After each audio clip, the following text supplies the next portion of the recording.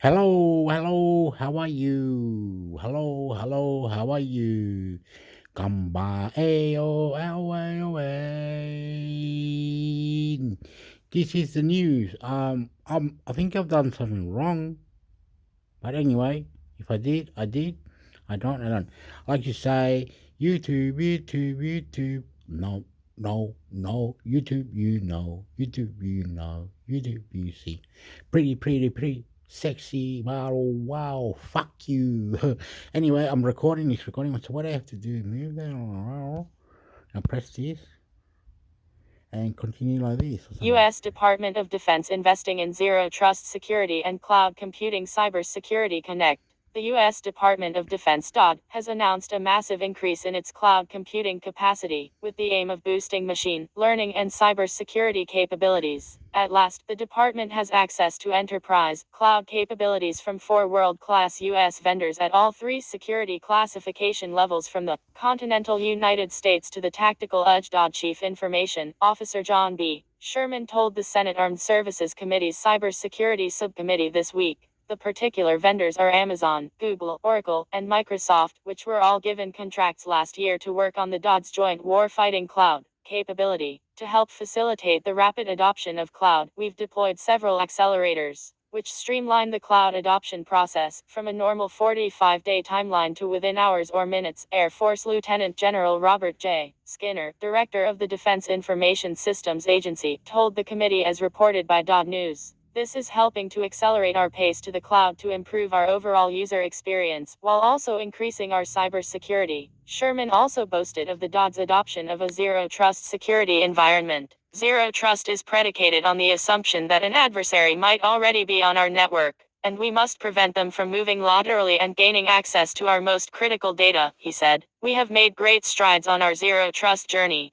When the DoD released the Zero Trust strategy, we had already started our Thunderdome initiative, which brings modern and commercial zero trust technologies to the department, Skinner added. Discover. The DoD aims to implement zero trust across its networks by 2027, Sherman and Old. Jen Skinner both told the committee that, far and away, the most important element of the new technology is the people who operate it. The best technology in the world means nothing without a trained, motivated, and diverse workforce, Sherman said. We recently released a cyber workforce strategy that will continue to drive us to new and more effective approaches to how we identify, recruit, retain, and upskill our cyber digital personnel. Ironically, the U.S. Federal Trade Commission (FTC) made a request for information. It has to be what you call it, cyber. Has to go to the satellite and come down, attack whatever it is, the building, place. We need to be more secure. In Australia, they talk about the bank and other things. And this one guy, he was like talking really funny, like, burp, burp, burp, burp, burp, burp, whatever. Some cyber attack person or something. It's saying they're not scared. No one's scared. What are you scared of? What? Oh, no. Wow. How do you stop it if this guy's not going to be scared? There's going to be millions of it in Russia, Ukraine, everywhere around the world. All it's just doing it so they can get their own little money, little business, and however, whatever. Cyber attack is ridiculous, mate. Week. In particular, the FTC is looking into the impact of the cloud on a range of industries and possible issues when it comes to market competition and data security. We'd be very surprised if the 4 companies tapped by the DoD for its cloud capability are not part of the FTC's investigations. David Hollingworth has been writing about technology for over 20 years and has worked for a range of print and online titles in his career. He is enjoying getting to grips with cybersecurity, especially when it lets him talk about Lego. U.S. Department of Defense investing in zero trust security and cloud computing. Last updated 30th March 2023, published 30th March 2023.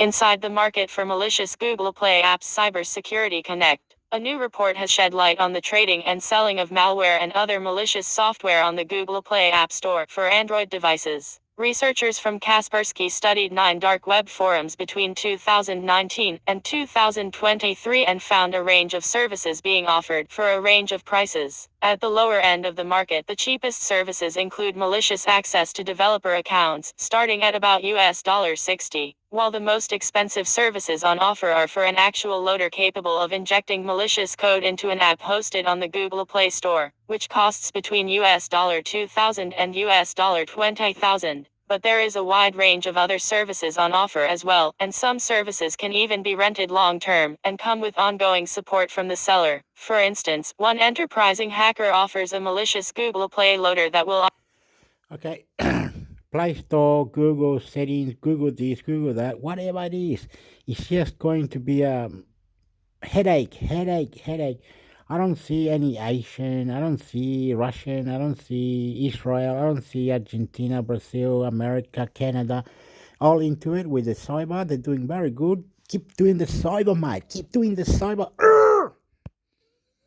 case could be antivirus apps, QR scanners, or even mobile games, is removed within that week. The hacker promises to provide a new app for free. The hacker even boasts about a good and easy to use UI. They charge $5,000 for the loader service, and prospective buyers can contact them via Telegram. Other malware can be targeted via binding services. These offer much the same functionality as loaders but are often distributed via cracked applications, shared by phishing messages and on rather more dubious hosting sites than the Google Play Store. This is a much cheaper option since the apps have a lower distribution rate. Binding typically costs around $65 per file. There's also a wide variety of payment methods accepted. Some services are sold for a straight-up price, while other hackers might charge a percentage of any profits gained from a malicious app. Others still host auctions for their services or use dark web markets that keep funds in escrow until the customer is happy with the outcome. Discover. It may seem that service providers could easily deceive buyers and make a profit from their apps themselves, according to the Kaspersky report. Often, this is the case. However, it is also common among dark web sellers to maintain their reputation, promise guarantees, or accept payment after the terms of the agreement have been fulfilled. David Hollingworth. David Hollingworth has been writing about technology for over 20 years and has worked for a range of print and online titles in his career. He is enjoying getting to grips with cybersecurity, especially when it lets him talk about Lego. Inside the market for malicious Google Play apps. Last updated 11th April 2023. Published 11th April 2023.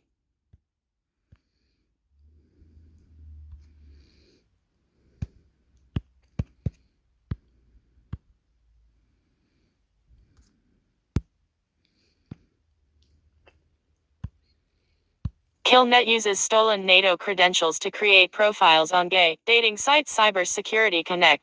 Pro-Russian hacking group Killnet has claimed that it has delivered a devastating distributed denial of service DDoS against NATO infrastructure and has successfully stolen. All right, calm down. That's just ridiculous. You're now blaming this, blaming that. How do you know that Ukraine is Nazi labs, this, that, and the other? How do you know the history? How do you know what? Why don't you protect the border of Ukraine? Why don't you protect the border of Kosovo? Stolen the credentials of a number of NATO email accounts. The group has used those details to create dating profiles on a gay dating portal that serves the areas of Kyiv and Moldova. Killnet shared its apparent successes on its Telegram channel, claiming that its DDoS attack had affected 40% of NATO's network. 40% of NATO's electronic infrastructure was periled due to hackers from Killnet, the group said, translated from the original Russian. Cybergospoda put the sites of defense orders, provision and support of the alliance and another pack of sites, without which it will be difficult to work normally. Resources are being put under DDoS attacks right now. It is impossible to log into accounts. The sites of the Command for the Development of Combat Operations, the NATO Agency for Support and Procurement, and Training Cyber Centers were distributed. The group then added what it had done with the credentials it had stolen. We could not help but do this, the group said, and registered 150 hacked NATO employees' emails on the gay dating portal in Kiev and Moldova. The post included a photo of the newly created accounts and a swath of email addresses from what appears to be the NATO school Oberamgau ENSO. Discover. The ENSO offers training in the areas of strategy, policy, doctrine and procedures. Killnet was formed in March 2022 and has taken responsibility for attacks on government websites in Romania, Moldova, and the Czech Republic. The group has gone after a range of targets in Italy, including more government sites and the voting infrastructure for the Eurovision Song Contest, which Italy was hosting. More recently, it targeted 14 hospitals in the United States with DDoS attacks and a number of airports and law enforcement agencies in Germany. David Hollingworth has been writing about technology for over 20 years and has worked for a range of print and online titles in his career.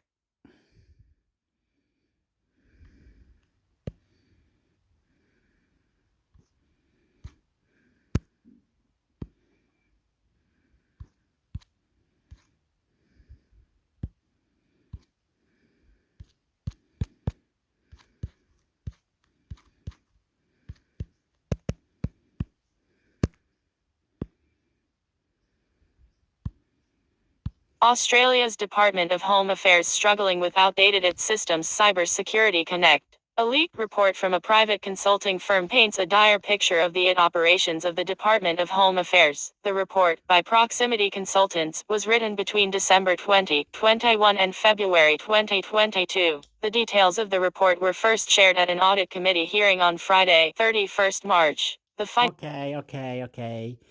They have this robot. I don't know what the name is. They was on about it the other day, about 3 weeks ago. Something about the government was messing around with some kind of AI robotic thing. It didn't muck up all these things, but they didn't say what way, something the bank or a medical bank or it got hacked and another thing got hacked. And they didn't say much, and it all went gone, man. You understand? It's really sad. Some humans do not feather that, do not understand that. Some humans are saying, "What the potato, mate." Wait up.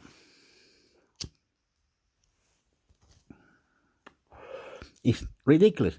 And Australia is trying to be with the United States to be protected from cyber attack, from whatever it is. We are ally. All right, it is nonsense. When genocide was made, cyber security, any genocide, killing, don't we have to take it to international court? Are we protesting or not? What the hell is going on with coronavirus? YouTube. Get it right, man. It's a headache. Many buildings have been cyber attack and security unfinished information. Headache. United States, shut the fuck up. Mexico, Nicaragua, Russia, Taiwan, Tokyo, fuck him. Enough, mate.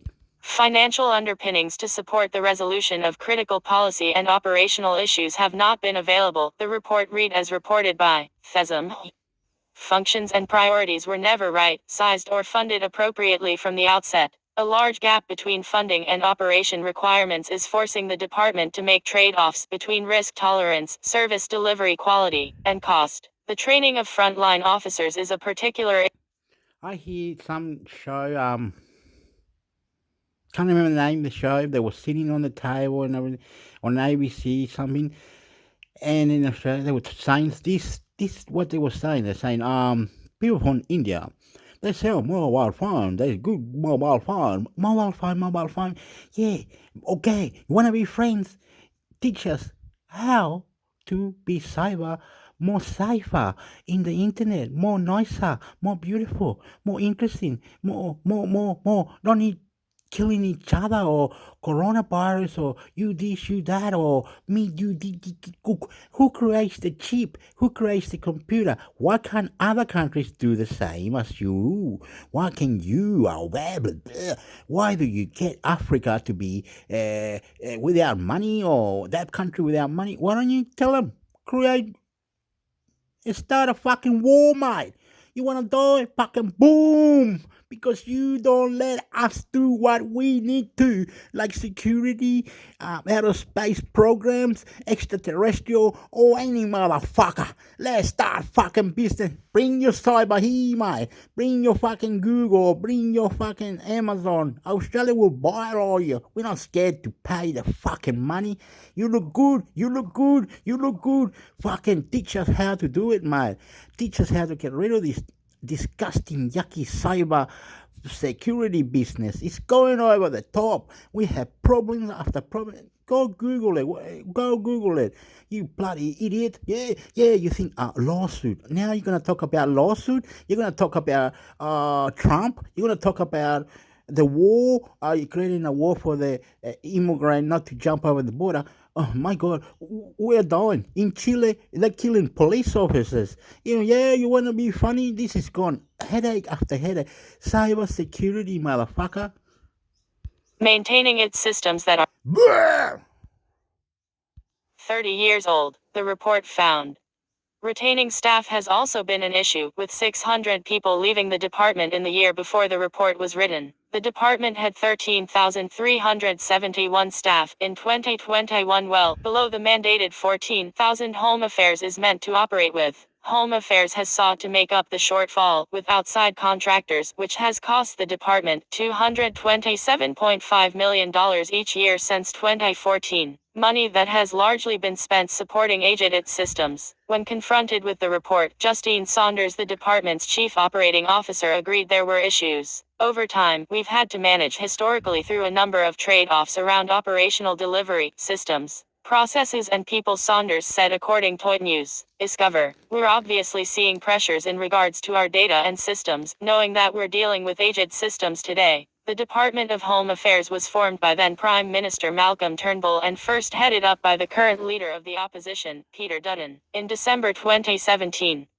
The department was seen at the time as an unwieldy mega-ministry, overseeing ASIO and the ABF, as well as the AFT for a time, though that has since been demerged. The parlous state of the department is of particular concern, as it is also largely responsible for policy in areas such as cybersecurity and national security. The head of the audit committee, MP Julian Hill, was scathing of what the leaked report revealed. SH-show would be a technical term for a government that gets to the point. It commissions an expensive consultant report to referee a dysfunctional fight between Home Affairs and the Finance Department because ministers failed for years to simply do their jobs, Hill said on Friday. David Hollingworth. David Hollingworth has been writing about technology for over 20 years and has worked for a range of print and online titles in his career. He is enjoying getting to grips with cybersecurity, especially when it lets him talk about Lego. Australia's Department of Home Affairs struggling with outdated its systems. Last updated 4th April 2023, published 4th April 2023, newsletter. Be the first to hear the latest developments in the cybersecurity industry. Subscribe now.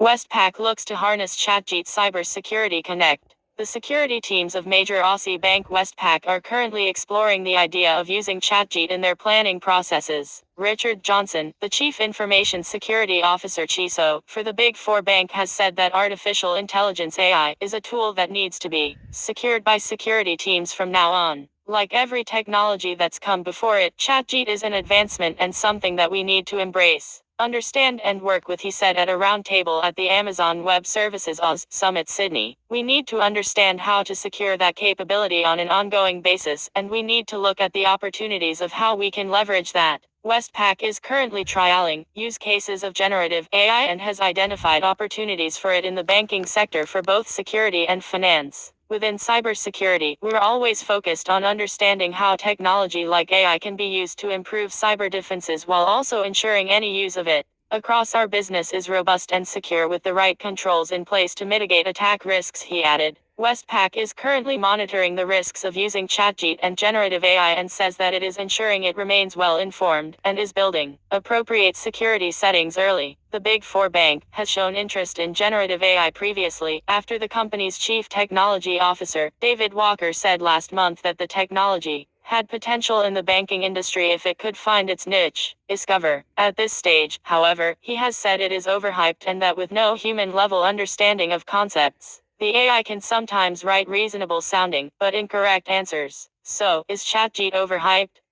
The short answer is yes, for now, but generative AI is likely to be transformative, Walker said. As the fanfare that surrounds ChatGPT begins to die down, this class of AI should find its niche in certain job functions and industries. For banks, generative AI offers many possibilities, from writing software and drafting policies, to using language to interface with applications and data. In an article published by A4, Walker said that it would keep AI away from customers, as it has the potential to hallucinate and generate fake quotes, meaning it can never be fully trusted. However, the bank has said that it is developing customer assistance chatbots using Amazon's Lex systems. Westpac first began exploring the potential of generative AI as it increased its ties with Oz, which would be responsible for providing the bank with generative AI technology it would use to write better emails to customers, while assisting software engineers with coding. The two companies have signed a 5-year deal to support its hybrid, multi-cloud strategy. It entered a similar deal with Microsoft last year to use its Azure cloud services. Daniel Croft. Born in the heart of Western Sydney, Daniel Croft is a passionate journalist with an understanding for and experience writing in the technology space. Having studied at Macquarie University, he joined Momentum Media in 2022, writing across a number of publications including Australian Aviation, Cybersecurity Connect and Defence Connect. Outside of writing, Daniel has a keen interest in music, and spends his time playing in bands around Sydney. Westpac looks to harness ChatGPT. Last updated, 12th April 2023. Published, 12th April 2023.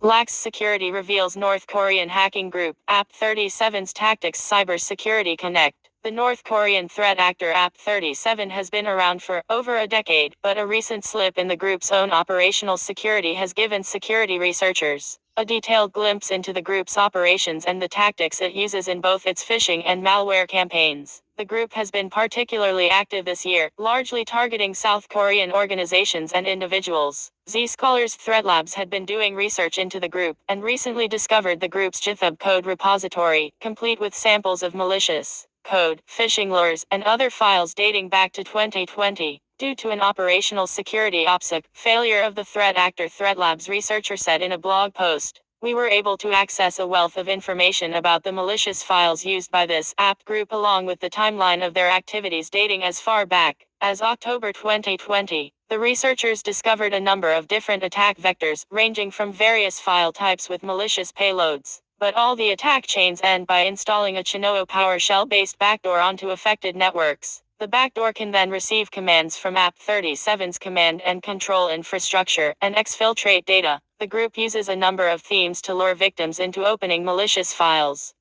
It uses compressed files claiming to contain information related to South Korean national security, university-level exam questions, and documents relating to two South Korean technology companies, Samsung and LG. Financial documents are also used. In each case, the decoy document is real but hides the malicious payload. The group has also recently started using embedded OL objects in documents to execute its payload, and malicious.lnk files. This wealth of information retrieved from the GitHub repository gave us a lot of insight into the types of themes used by the threat actor, as social engineering lures, and we were able to make an educated guess about the potential targets of the campaign, Threat Labs said. Discover. App 37 is thought to be a state-affiliated threat actor, gathering intelligence on behalf of the Democratic People's Republic of Korea (DPRK). While it does focus on South Korean targets, the group has widened its activities to include Japan and Vietnam. In 2017, the group also targeted a business in the Middle East that was doing business in South Korea. The group remains active. David Hollingworth. David Hollingworth has been writing about technology for over 20 years and has worked for a range of print and online titles in his career. He is enjoying getting to grips with cybersecurity, especially when it lets him talk about Lego. Lax Security reveals North Korean hacking group App 37's tactics. Last updated 11th April 2023, published 11th April 2023.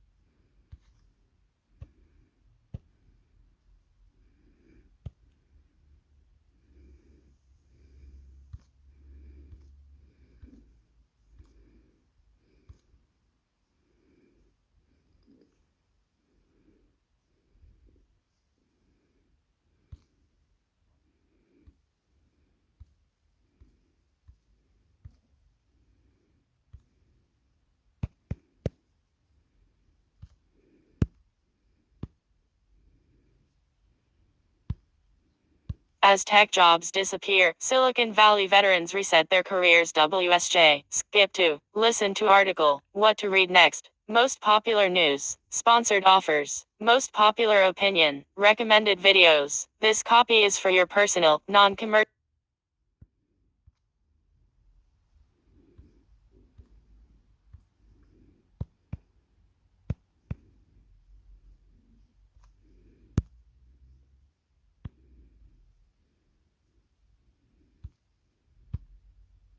Uniqlo's parent company bets big on tiny RFID chips. WSJ. Next generation self-checkout machines are part of a broader effort to improve the supply chain with radio technology, fast retailing CIO Takahiro Tambara says. At Uniqlo's Fifth Avenue store in New York, shoppers can check out simply by placing their goods in gleaming bins of automated stations. Unlike the self-checkout process at many stores, customers of the casual apparel retailer don't need to scan individual items or look up prices on a screen. They can simply drop their items in a bin and pay. This next generation process is powered by radio frequency identification readers inside the checkout machines, which automatically read hidden RFID chips embedded in price tags. It is the strategy of Takahiro Tambara, Chief Information Officer of Japan-based Uniqlo's parent company Fast Retailing Co., Asia's top clothing retailer. Mr. Tambara set out on a mission several years ago to transform the way customers shop in its bricks and mortar stores, which are still key to the company's business model, even as more commerce moves online. Mr. Tambara said the self-checkout machines are part of a broader effort to improve Uniqlo's supply chain with RFID. All fast retailing brands, including Theory and Helmut Lang, began embedding RFID chips into their price tags in 2017, allowing the retailer to track individual items from its factories to warehouses and inside stores.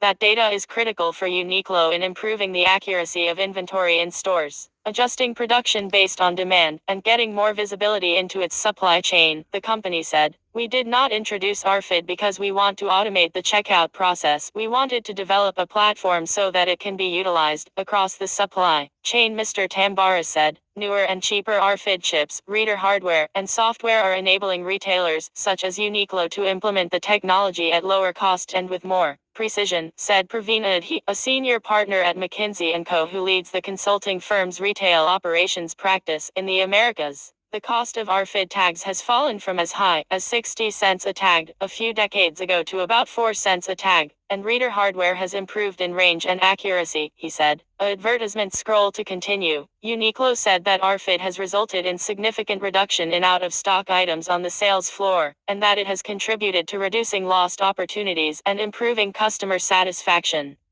The company declined to provide more specific information regarding the business impact of the technology. Fast Retailing began testing the technology in 2013 and in 2019 started rolling out RFID-enabled self-checkout machines in certain stores.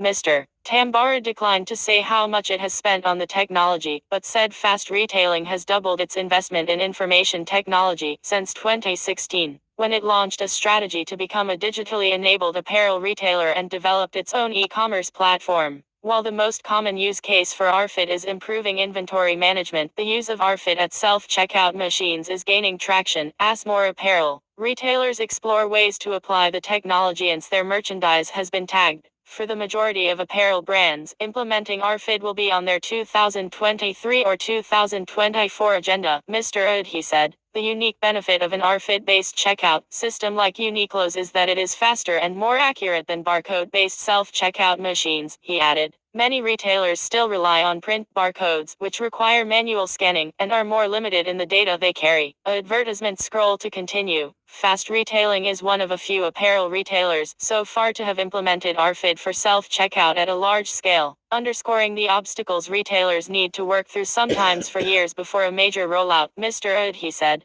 Uniqlo's checkout machines are available in all 47 US and 16 Canadian stores, and 14 of the 25 markets where it has stores, the company said. Stores also offer cashier checkout. Fast Retailing said that since it rolled out the machines, customers have reduced their wait time at checkout by 50%. The company is using RFID readers and antennas, both of which are integrated into its point-of-sale systems, and said items stop being tracked after they are purchased. Many shoppers remain hesitant to use self-checkout registers, saying they are put off by hard-to-scan items and other issues at self-checkout machines. 36% of shoppers surveyed by customer experience technology firm Radiant in 2021 said they have significantly increased usage of self-checkout, while 67% said they have experienced some kind of failure at the machines.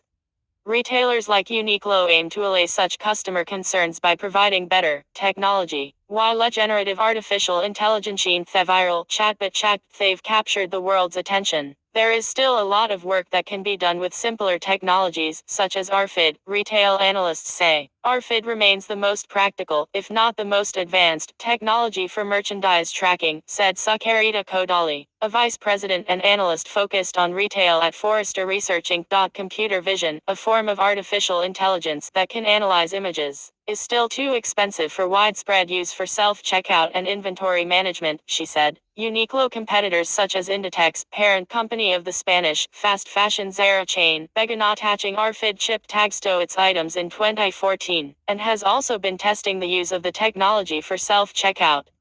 French sporting goods retailer Decathlon said it began adding RFID to more of its self-checkout machines in 2014. Write to Bell-Lin at bell.lin@wsj.com. Advertisement scroll to continue. Copyright signed 2023 Dow Jones and Company, Inc. All rights reserved.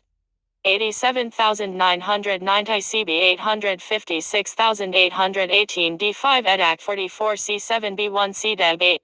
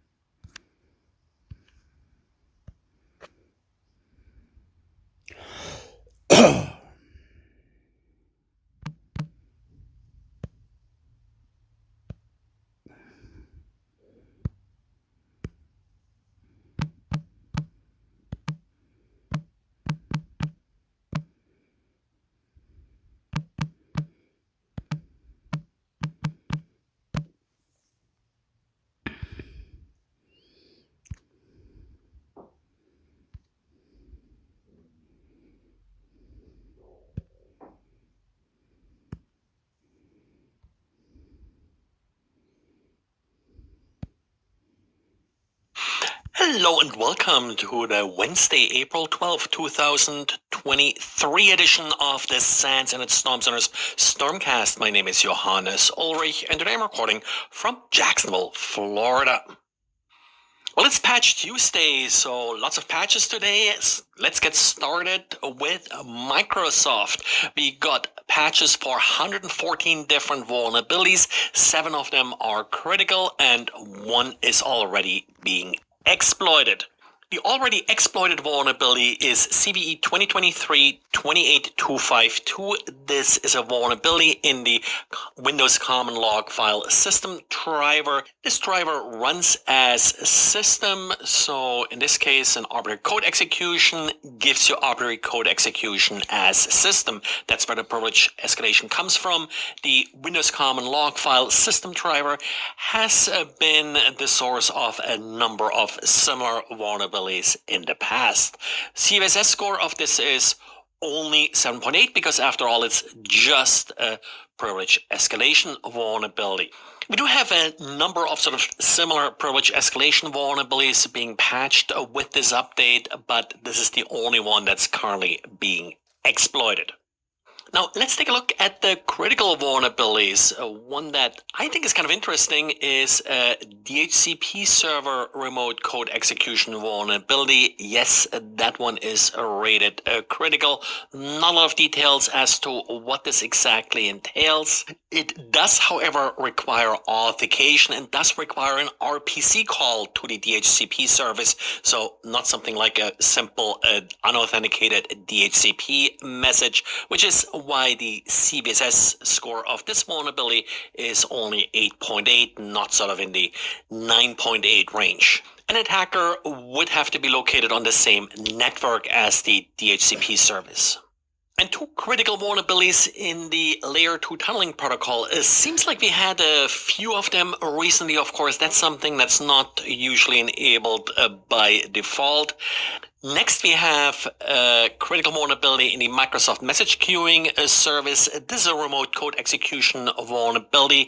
This service is not enabled by default. It's sort of one of those message queuing services you use to basically, be able to exchange messages and hold them if the recipient is offline. Next, the remote code execution vulnerability in the raw image extension. Raw images usually produced by cameras, nothing that a web browser or so would typically display. More sort of VPN-ish remote code execution. So the next to last critical vulnerability is in the Windows point-to-point tunneling protocol. And then finally, a critical vulnerability in the Windows Programmatic General Multicaster, PGM. So overall, nothing that's sort of outrageously bad here. Get it patched, but nothing that I would say needs extra attention. And not a patch officially, but also a welcome improvement to Windows security is that Labs, the local administrator password solution, is now officially part of Windows 10 and 11. Used to be available as a separate download, but it's now integrated into the operating system. What Labs does for you is it basically helps you manage the administrator account passwords. It automatically rotates them, creates random passwords, and then backs them up to Active Directory. So this way you don't really need to know what the local admin passwords are, but if you really need them, well, you can retrieve them and you still have access to. Now, much of this is still in private preview at this point, but should become public later this year. And check the link in the show notes for additional details. And then one more Microsoft-related update here. There is now sort of an update or a new update for CVE 2013-3900. So why do we get an update for a 10-year-old vulnerability? The reason is pretty simple. It's the 3CX compromise. That compromise involved a DLL file with additional data added in a way that the signature was actually not altered. This is an old vulnerability that was patched back in 2013, but back then the patch was not made sort of mandatory, and that was essentially fixed now that this patch was pushed out as a mandatory patch like any other patch. Then, of course, we also got some updates from Acrobat. Probably the one that affects most people here is Acrobat and Reader again. And finally, we did get updates from SAP. That's sort of their normal monthly update as well. Total 24 notes, as they call it, 19 of which are new issues and 5 are updates to previous bulletins. A total of 3 critical issues that were addressed here. Well, and that's it for today. All we have time for today. Tomorrow we'll hopefully get back to our normal program and not be so patch heavy. Thanks, and talk to you again tomorrow. Bye.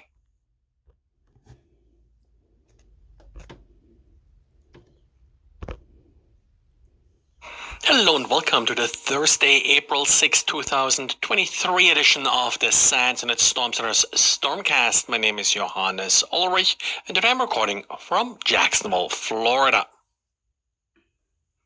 These days, JSON is everywhere, and with that, it's really kind of important that you learn to use the tool JQ, the ubiquitous JSON parser for the command line. Today, we do have a nice diary by Jesse who goes over how to use JQ in order to parse Cowrie data. Cowrie, of course, is part of our honeypot, so that's sort of the motivation for him to look at Cowrie logs closer. They are stored in JSON. At least that's one of the log format options you have. So he goes over how to summarize your logs quickly with JQ. And if you have an interesting vulnerability in garage door openers as well as other devices made by Nex, that's NEXX, the trick with these garage door openers is that they connect to Wi-Fi. So it's not one of those simple garage door openers where you have to be in a certain vicinity and use one of those rotating code kind of transmitters. Instead, you may be able to open your garage door from anywhere in the world. In order to facilitate this, there is an MQTT server. MQ is a message queue. It's often used for IoT devices like this. A garage door controller here could, for example, send status requests or updates to MQ.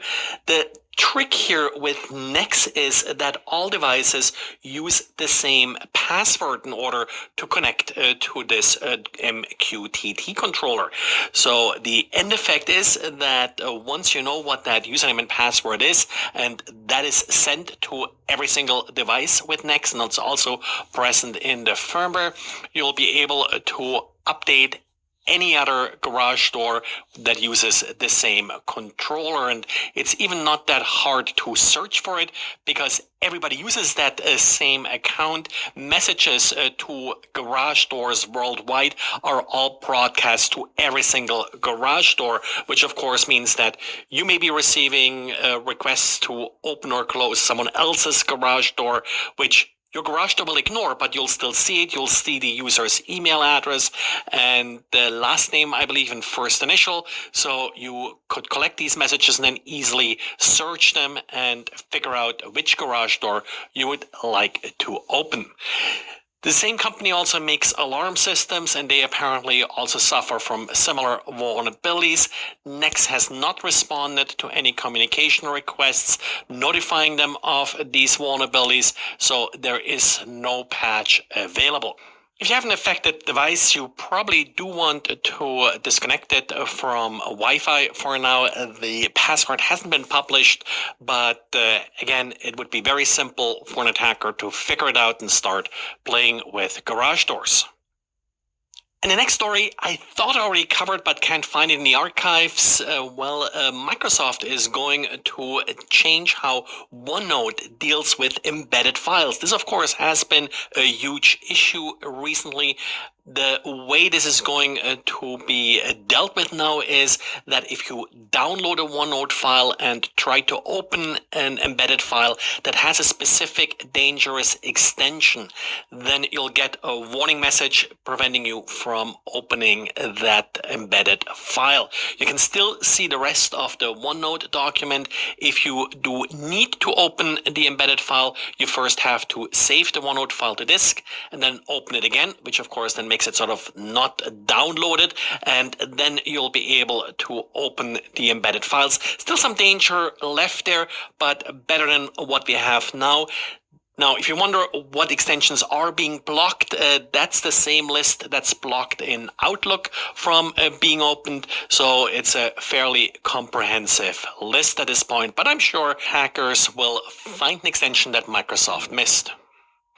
And Microsoft is also making updates to its auto patch service. This was first revealed in April last year, and it's essentially where you can, in an enterprise, define certain systems that will be patched first. If there are no errors, then the patches will be rolled out sort of in an incremental fashion across the entire enterprise. One of the changes they'll make, for example, is that systems that are continuously sort of not accepting these auto patches are being removed from the service, also giving administrators a bit more fine-grained insight into what's happening with auto patch, being able to define these different tiers of systems that auto patch is using, and also alert of expired licenses.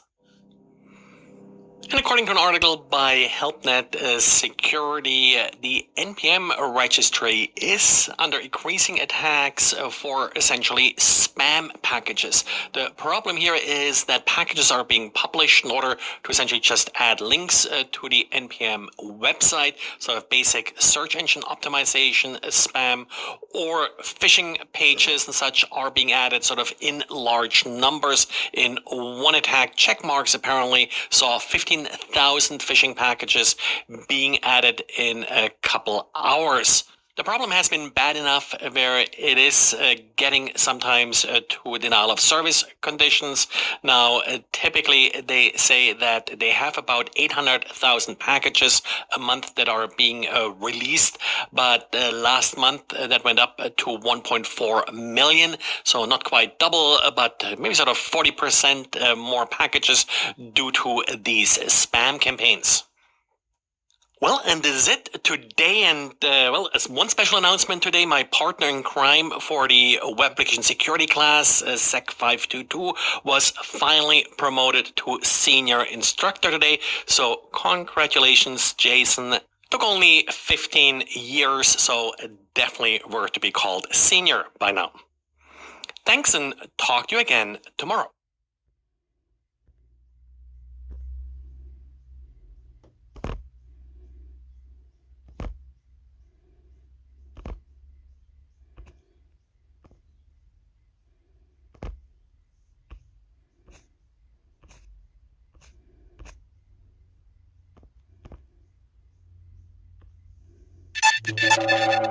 You're listening to the Cyberwire Network. Secret Service discusses investment crypto scams. Our guest is James Campbell of Cato Security on the challenges of a cloud transition. And CISA releases 7 ICS advisories.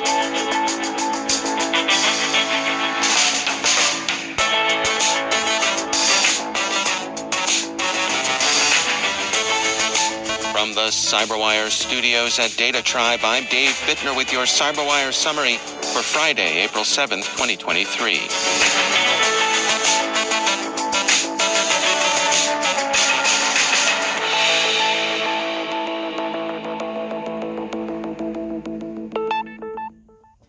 Cobalt Strike, a legitimate penetration testing tool, has often been abused by cyber criminals. Microsoft's Digital Crimes Unit, in collaboration with cybersecurity company Fortra and the Health Information Sharing and Analysis Center, that's the Health ISAC, is taking legal and technical measures to disrupt illicit versions of Cobalt Strike and abused Microsoft software. Microsoft says the cracked software has been used in more than 68 ransomware attacks targeting healthcare institutions around the world, which, in Microsoft's words, have cost hospital systems millions of dollars in recovery and repair costs, plus interruptions to critical patient care services, including delayed diagnostic, imaging, and laboratory results, canceled medical procedures, and delays in delivering of chemotherapy treatments.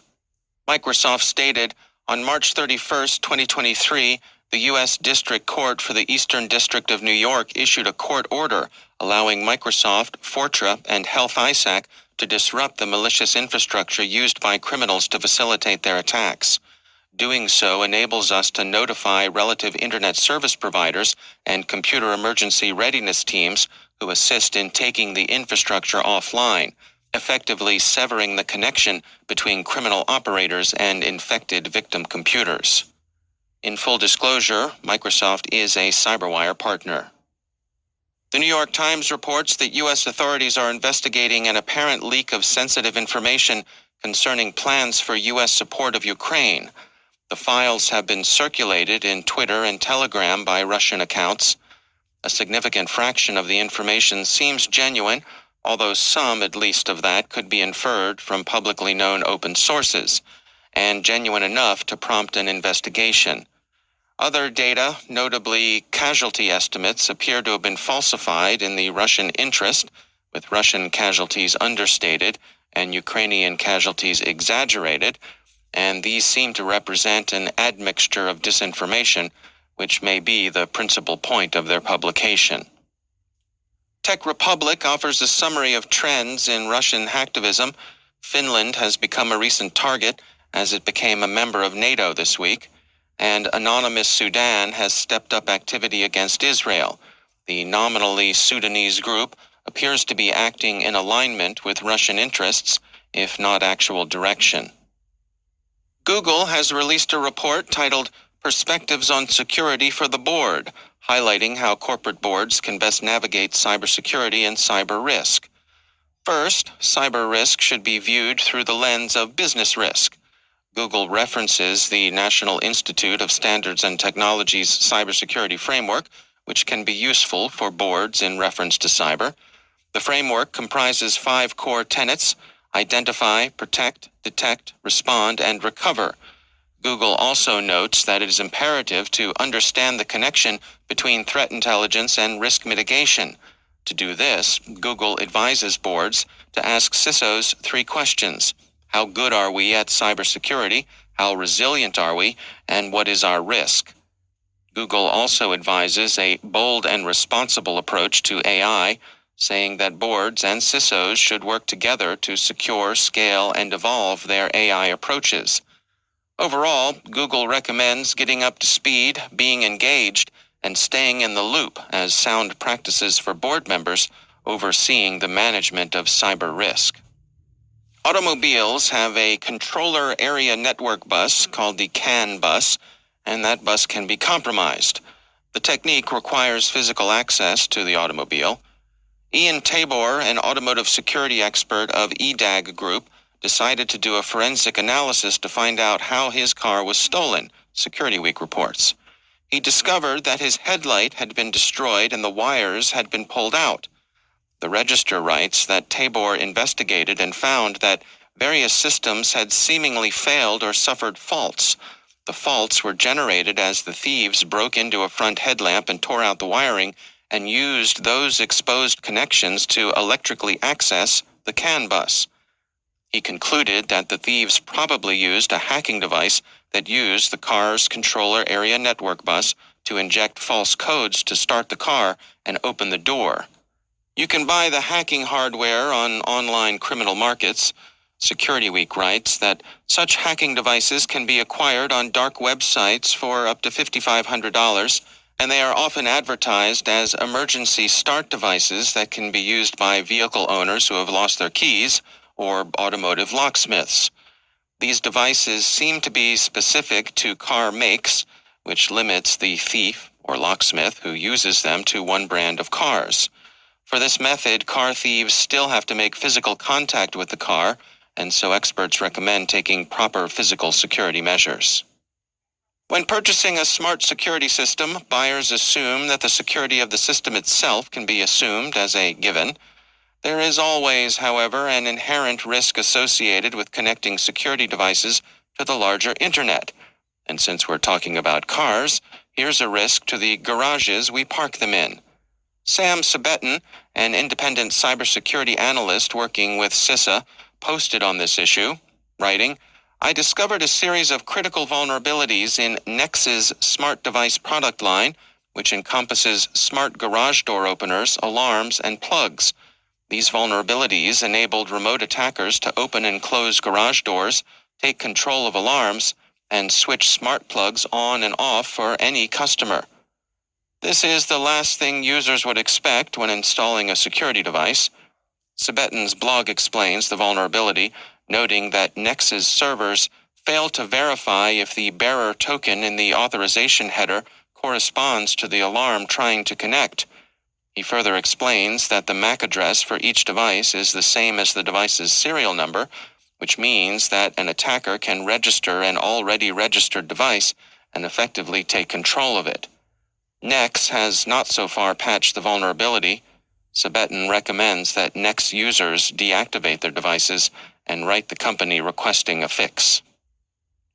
There are some new industrial control system advisories out.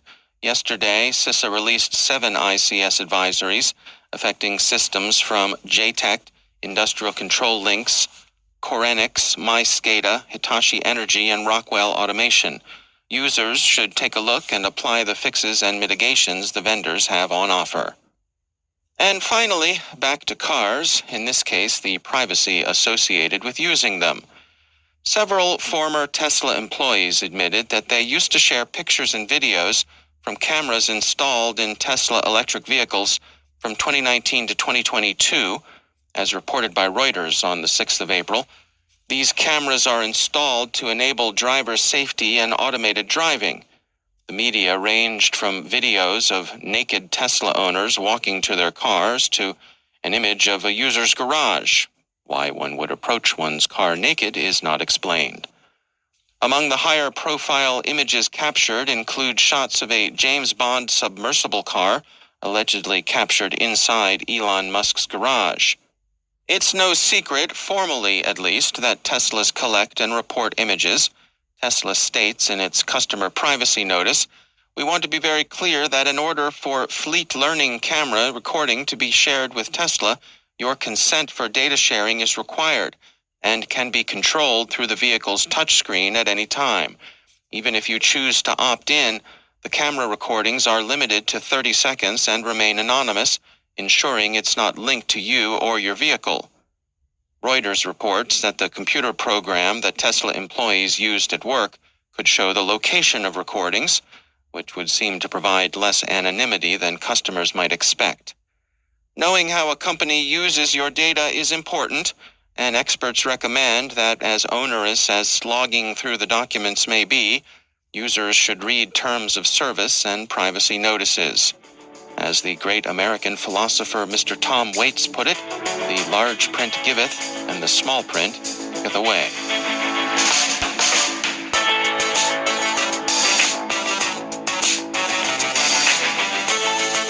Coming up after the break, Matt O'Neill from the U.S. Secret Service discusses investment crypto scams.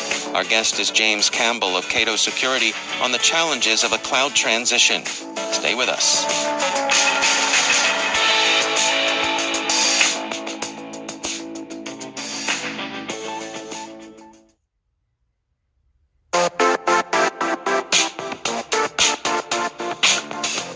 Never refactor your apps again. Never get locked into an IDP. Say goodbye to your old on-prem systems and identity management complexity. Now you can solve your biggest IAM problems with identity orchestration, even the messy ones you thought were unsolvable. Bring Strata any IAM use case like modernizing legacy apps to use passwordless authentication, migrating from one IDP to another, or enabling identity operation resiliency. Strata's identity orchestration platform is designed to extend the value of your identity infrastructure, no matter the complexity or scale. What's more, Strata's software is lightweight and flexible, developer-friendly, and vendor-agnostic. Want to see it in action? Share your identity challenge with Strata on a discovery call, and they'll hook you up with a complimentary pair of AirPods Pro. Don't miss out. Visit strata.io/cyberwire. That's strata.io/cyberwire.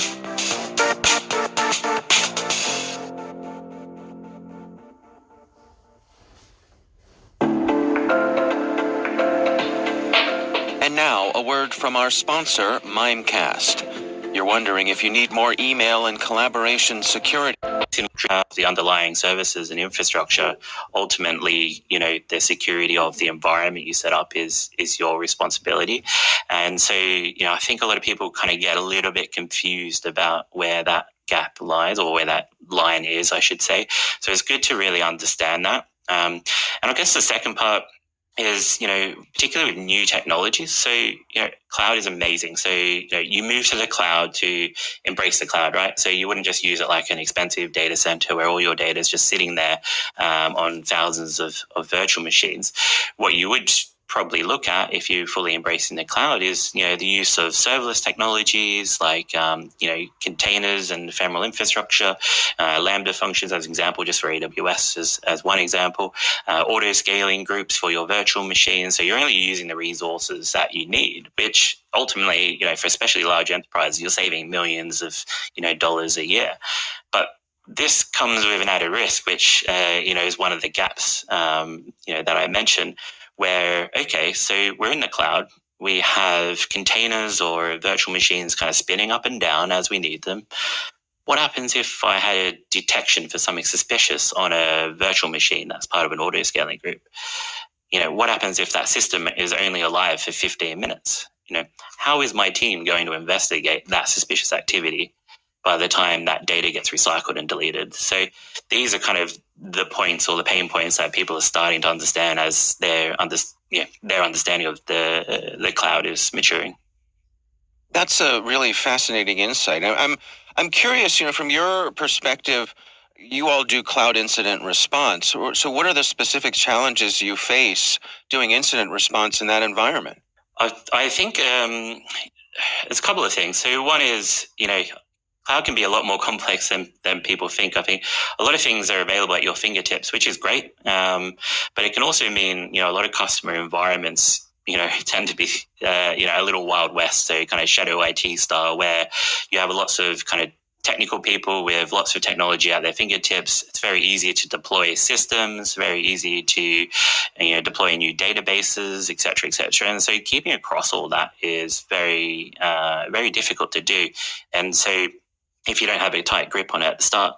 So a lot of customer environments tend to be, hundreds of root accounts and hundreds of different services they didn't know even existed. And so navigating the complexities of that is quite hard, particularly if you have, say, like a detection, or you need to respond to something in the environment, trying to find out where that asset is, who has access to it, and, how do I get to that data so I can investigate what's going on as soon as possible. It's really, really hard. And that's kind of one of the problems we try and help customers with, is how do you kind of automate that? So how do you embrace the cloud in a way to solve the problem as well through automation, and take away some of those complexities. So that's definitely a big one there. And the other big one there is definitely around containers and ephemeral infrastructure. So, your assets spinning up and down, terminating, recycling, all that data is kind of, churning very quickly.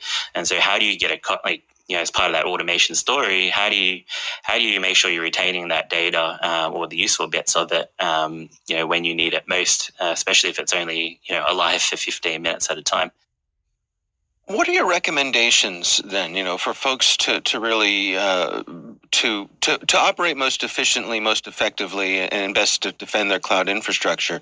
Any general words of wisdom? I think that's a big question, really. There's lots you can do, obviously, but I think it's really truly getting a grips of your cloud estate. So truly understanding, the assets, or, technologies you're using in your cloud estate, and being aware of, the controls you have in place. Also, you need to ask yourself as well, just having kind of your high level detections or kind of visibility from that perspective is one thing, but what do you do next if something happens? Like, how do you gain access to that data? How do you actually investigate? How do you, what do I need? What, mitigating control do I need to put in place? And I think, a lot of people tend to stop at the point of saying, right, I have my data in the cloud, my cloud is set up, I have my policies in place, I have asset, visibility, and then something happens. And then quite quickly, they're in a world of trouble where, they're trying to contract out a third party who knows about how to deal with cloud incidents, etc. I think a lot of people have really got to exercise and understand the full, I guess, go through the motions of the attack lifecycle, so to say, from, all the way from kind of that preparation to, the exploitation and what you do to mitigate such things in the cloud. That's James Campbell from Cato Security.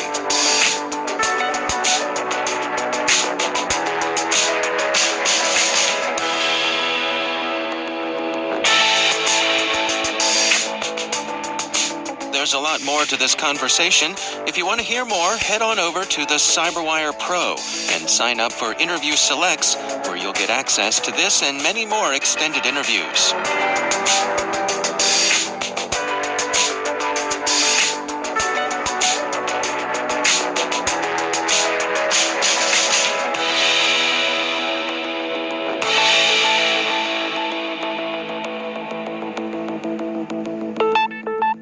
And I'm pleased to welcome back to the show Matt O'Neill. He is Deputy Special Agent in Charge for Cyber with the U.S. Secret Service. Matt, welcome back. Thank you for having me. So I want to touch today on something that I know is a focus for you and your colleagues. These are investment crypto scams, sometimes referred to as pig butchering. I know that's not your favorite term here, but that's what some people refer to it as. What exactly are we talking about here? Can you describe it for us? Sure. So what will happen is victims will be contacted largely through social media, dating sites, sometimes even just text messages, and they will try to get the victim to invest in this out-of-this-world crypto investment scheme, and they'll provide with really good sort of graphical interfaces to show you how much money you're making. Now, keep in mind, you don't know this person at all. You've never met them, but the ROI for a lot of these investments appear to be so good that it's tempting to a lot of individuals. And I think with this sort of lack of knowledge, generally speaking, about cryptocurrency and how it works, but people read the news and see that, oh, this person made a ton of money in crypto, then it encourages folks to invest. And so what'll happen is once you start investing a little bit, you'll get access to a platform. It'll look like a traditional investment account. And then, of course, you're going to look like you're making a lot of money. So that's going to encourage you to spend more money, right? Invest more money. And then the idea of pig butchering is you get them to invest all of their money, and then you basically pull the rug out of them, and that's where the butchering sort of comes into. How does something like this begin? These typically start as a romance scam or a friendship? This is more of a long game kind of thing, right? Sure. So it will start either through, like you mentioned, romance scams, or through social media platforms, whether it's Instagram, LinkedIn, Facebook, you name it. It could come through there. A lot of times it's important to know that we have a high degree of self-disclosure. We tell everybody everything about what we're doing on a daily basis. Fraudsters see that and leverage that against you to give you this sort of feeling of, oh, well, this person knows me, I'm comfortable. They're just taking advantage of the information you've already provided to them to develop what you believe to be a relationship, and then whether it's a professional or personal relationship. And then that will sort of lower your guard a little bit to invest in whatever they're asking for. It's key to know that if you are involved, and the statistics are off the charts for the amount of reported fraud, and we actually think it's even underreported. It's over $2 billion last year. The key to know is first contact law enforcement, federal law enforcement, us, Secret Service, FBI, just contact somebody, report it to the IC3 website. But also, if you've invested money already and you ask to withdraw your money and they say, well, you have to pay a fee, you're not going to get your money back and you're just going to give them more of your money. So that's something that is hard to hear, but the reality of these types of cases is they have already spent your money, they've moved it on. This is transnational organized criminal groups, and there's no real meaningful way for you to get your money back. The best scenario is to contact your federal law enforcement agency to try to at least get involved in the process, to try to disrupt and dismantle these organizations. I was going to ask, I mean, what if someone reaches out to you, they find that they've been a victim of something like this, what sort of resources do you bring to bear to try to help? So we work with the Department of Justice. We work with, we're a global organization, so we will work with our foreign offices and our foreign partners through groups like Europol to try to effect arrests, but also asset forfeiture. For a couple of years, I ran our asset forfeiture branch, which, in my view, is one of the best in the world at recovering funds for victims. And so, depending on where the money is currently sitting, if it is at a virtual asset service provider, like a cryptocurrency exchange that honors the legal process, there is a slight chance, but there is a chance that the money could be frozen and then returned through the asset forfeiture process back to the victim. What is the message that you want to get out here for folks? I mean, our audience, I think, probably considers themselves fairly sophisticated, but then there's always friends and family and relatives and folks who may not be so sophisticated. Is this largely an educational process, too, of letting people know these things are out there and to warn them of it? Yes, I believe so. I think the key components are, the first is never invest with a complete stranger. Make sure that you've actually met the person in person before you start investing. Do some research as to figuring out yourself whatever cryptocurrency is that they're claiming to be investing in. All of that information is readily available. Do your own research. And then if and when you're currently in one of these situations and you're trying to get your money back and they're asking for additional money, do not send them additional money. Please reach out to your local law enforcement, federal law enforcement, and get us involved as quickly as possible. We might not be able to get your money back, but we're trying to build out sort of the larger ecosystem of where these fraudsters are, and any piece of information is very helpful. All right. Well, Matt O'Neill is Deputy Special Agent in charge for cyber with the U.S. Secret Service. Matt, thanks so much for joining us.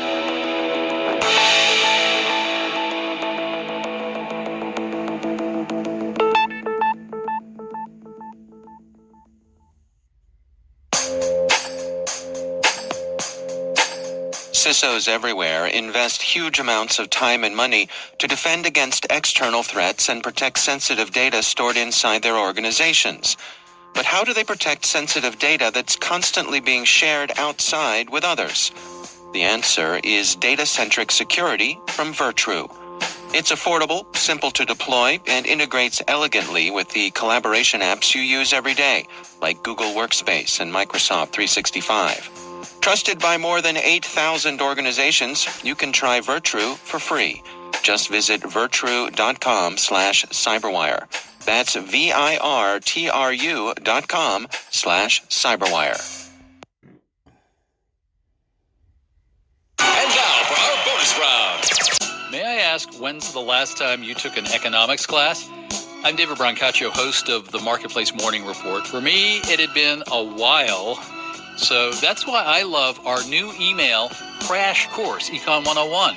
I've been relearning the basics with Marketplace listeners, and now it's time for office hours. Join me live on Zoom April the 25th, when I'll ask actual economists Wendy Carlin and Samuel Bowles your econ questions. Register and get the details at marketplace.org/crash course.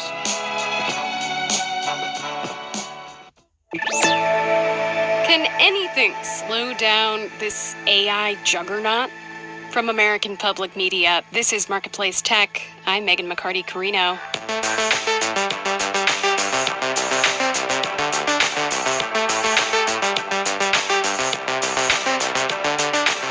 Last week, more than 1,000 scientists and tech leaders, including, yes, Elon Musk, signed an open letter calling for a pause in the race to develop more powerful artificial intelligence models. The letter channeled a certain dread I think many are feeling about these fast-moving technological changes, and became a lightning rod for criticism from both AI boosters and skeptics. Here to tell us more about why he signed the letter is Gary Marcus. He's a professor emeritus of cognitive science at NYU and a co-author of the book Rebooting AI, building artificial intelligence we can trust. We haven't put in the work yet as a society, especially not at an international level, but even at local levels to really know what to do. There's no question that we need regulation, and there's no question we don't have any yet. We are about to enter like an information apocalypse almost. Like, it is so easy now to make up fake videos about anything, or at least fake stills that are pretty convincing. We have to worry about bad actors taking advantage of these tools to make industrial grade, wholesale grade misinformation that looks really good. Like, what's the consequence for that? Who's liable for that? There's just not a lot of regulation or thought yet about how to do it. And so the idea was, let's take a little time. What are your most immediate concerns? First of all, I think that the 2024 election is going to be a train wreck. That is my most immediate concern. It's going to be very easy, for example, to put out fake news stories that look like they are from authentic publications with photographs, with multi-paragraph stories, and to put out many variations. It's possible to completely flood the zone with nonsense that looks so good that nobody's going to be able to tell the difference. And so anytime anybody says anything, there are going to be these counter campaigns with complete garbage. And people are, I'm afraid, going to wind up in this place where they really don't believe anything. So it sounds like you are more concerned with what is already existing and out there in the world than the kind of potential harms of, future developments. And I've seen you express that you're more concerned about malicious humans using this technology than, the machines kind of becoming malicious. That's 100% true. And also, as a certain kind of scholar, I recognize both my own limits and recognize that these things are not exclusive, right? And I mean, I guess some people signed the letter because they're very afraid in the long term that we will lose control altogether of the machines. And you can be worried about that or not. Already, we don't really have control of the machines in the sense that ChatGPT is a very unpredictable beast. Like, I like to use the phrase that it's like a bull in a china shop. It's powerful, it's reckless. We don't really know how to control it. And that's only going to get worse. And the other side of it for me that we haven't mentioned is people are just giving it more and more authority too. Companies in Silicon Valley now trying to to hook these things up to everything, like nuclear structure and cars and who knows. And so the surface area of connecting this technology that is fundamentally unreliable and not well controlled, not tightly controlled, to everything, which is what the goal of Silicon Valley seems to be this month, it's just a bad idea. Right now, there's basically a race between these companies. I mean, does there need to be some sort of incentive for them to slow down? Obviously, it's not in the immediate short-term interest of these companies to do that. But they've all come out actually in favor of saying, yes, we do need some regulation here. I don't know that they're going to agree to a pause, but they all acknowledge the need for regulation. Most of these harms are still things that we anticipate. They're not things that have happened yet. Some of them are difficult to measure, like misinformation may have already risen, but we don't really know. But at some point, the public will say, you got to stop. And at that point, they'll say, well, instead of stopping, how about if we do X? I keep thinking of horses, leaving and closing barn doors before the horse leaves or after. I'd like to see us, close some of the doors before the horses leave. Are there other domains that you can sort of look to where something like this pause or, cooperation on a mass scale around something that feels inevitable has happened that we might look to? I'm not a full expert here, but it has happened multiple times in the history of molecular biology. People have been concerned about, what are the risks of the things that they're building, and there have been some voluntary pauses that have been internationally accepted. Cloning, for example, germline alterations of various sorts. There have been a number of things like that where people have said, this is risky. Let's pause here. Let's figure out, how we can do this safely, or even whether this is safe at all. And so, people in other domains have thought about these things. What worries me right now is that whereas the biologists talked a lot to the ethics people and really tried to work this all out, so much is being driven right now by people's desire to just scale up GPT and see what they can do with it. I don't think that ethicists are being consulted that much, and I think it's mostly being driven by money, and I fear that that may get us in trouble. Whose job do you think it is to regulate technology like this? Only way it's going to work is if we get the governments and the tech companies to agree that they need to work together.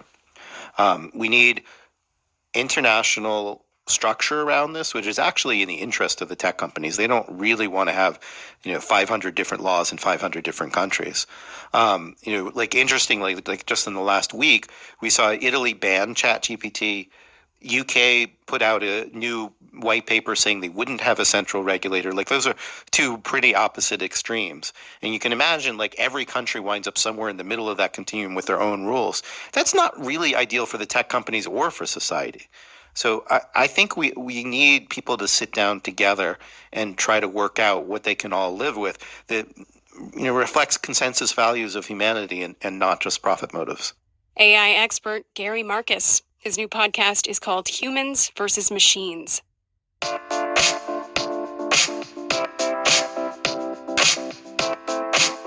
We've got more on that open letter, originally published by the Future of Life Institute. It's linked at our website, marketplacetech.org. Earlier this week, we featured an interview with someone who was skeptical of the letter, linguist Emily M. Bender at the University of Washington, who co-authored an often referenced paper about large language models called On the Dangers of Stochastic Parrots. She agreed with some of the policy ideas in the letter, but not how it framed the dangers with language she called unhinged AI hype. She said the focus shouldn't be on the imagined dooms of as-yet unrealized superhuman AI, but the risks that have already become apparent with these tools. Basically, many of the same ones Gary Marcus cited as reasons for signing the letter. And later this week, we'll have a different perspective on whether the AI industry should be forced to take a pause from someone with more of a hands-off stance. That's coming up on Friday's show. Rosie Hughes produced this episode. I'm Megan McCarty-Carino, and that's Marketplace Tech.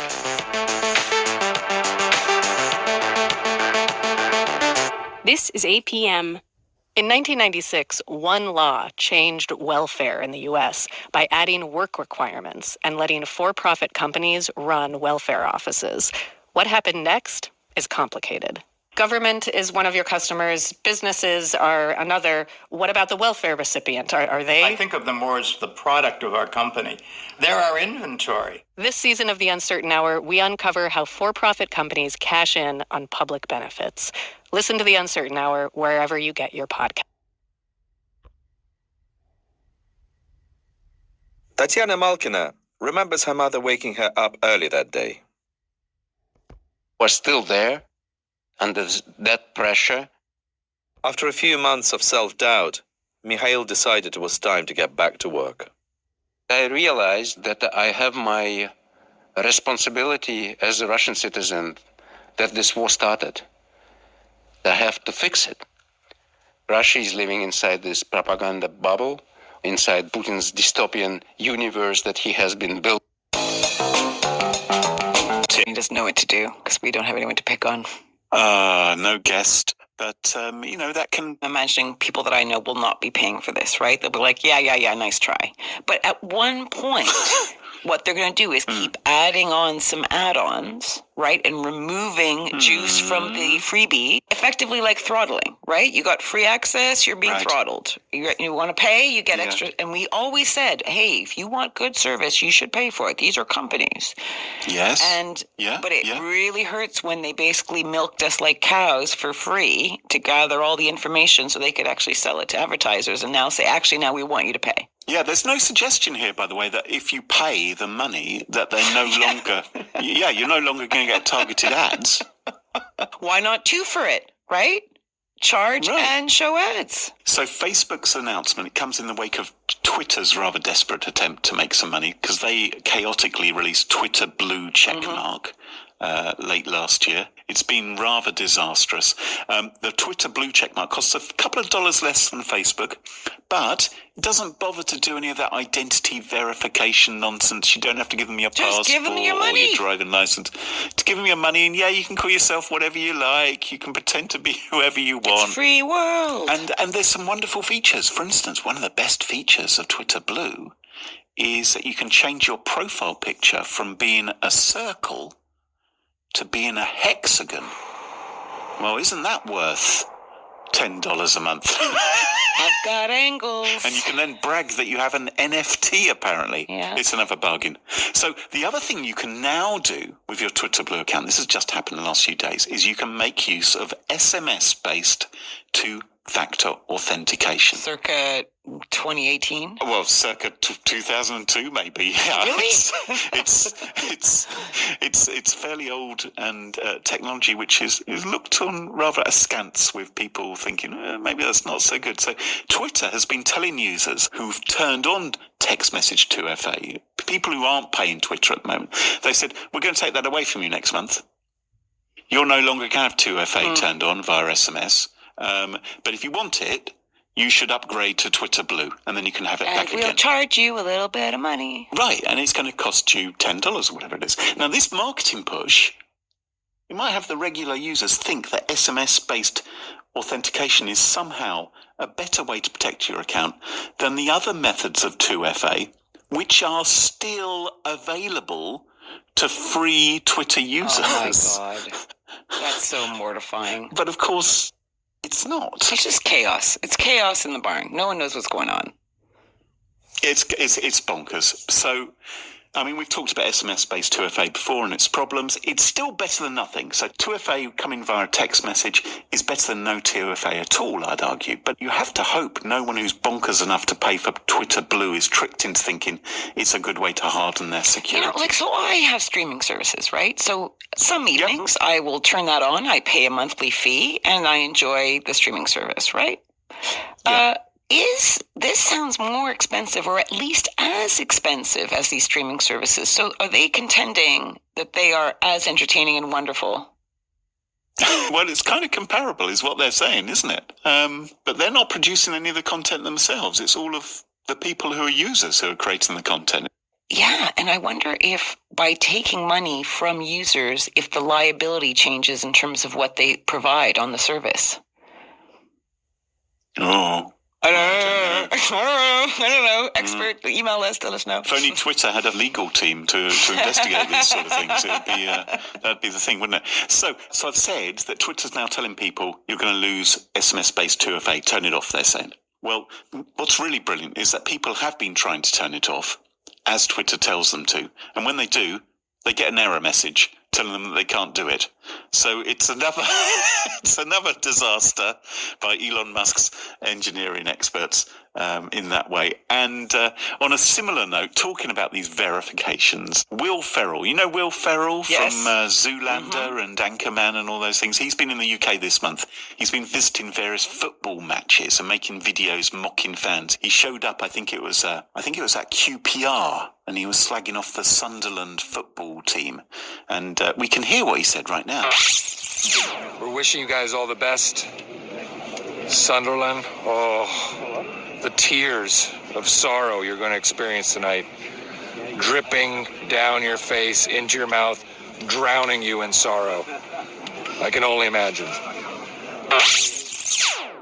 So what? So people are lamenting the loss of a match, and he's zooming in on them and going, ha ha ha! Look at that guy! I'm reading poetry. He's basically saying, Sunderland, you're not going to have a good time. And then later on, the verified Twitter account of official Wheel F wrote, away man, sorry Sunderland AFC. And he posted a screenshot up there as well. And the BBC reported this as Will Ferrell apologising for mocking Sunderland's fans. And who the fuck knows what's going on? Well, the thing is that the BBC have now had to do a reverse ferret because Will Ferrell, not Will Ferret, it turned out wasn't the person who tweeted that apology. They'd fallen for an account which claimed to be official, claimed to be verified, but of course had been your standard Twitter blue checkmark nonsense. Anyway, BBC said they've removed the article in its entirety. They said it was, they've completely cocked up. But this is the kind of thing that's happening all the time, not just to Will Ferrell, but to other brands as well, all because of these verified checkmarks not being policed properly. So I think there will be more scams and more shenanigans going forward too. Do you? Is that your prediction? That is my prediction, wow. Yes. It's not a very controversial one, admittedly. Thank you very much. Carol, no guest this week, so what have you got for us? Well, regular listeners, and actually maybe even you, Graham, might remember. I don't listen. That I had a story about how a guy created a kind of avatar, a chatbot, and fell in love with this AI chatbot, and it somehow saved his marriage, he said. Right. And I tried it myself. This was my pick of the week about a year ago, and I tried it myself in that I downloaded Replica, paid for a month, right, just to see what would happen and how it would work. And I personally just couldn't engage.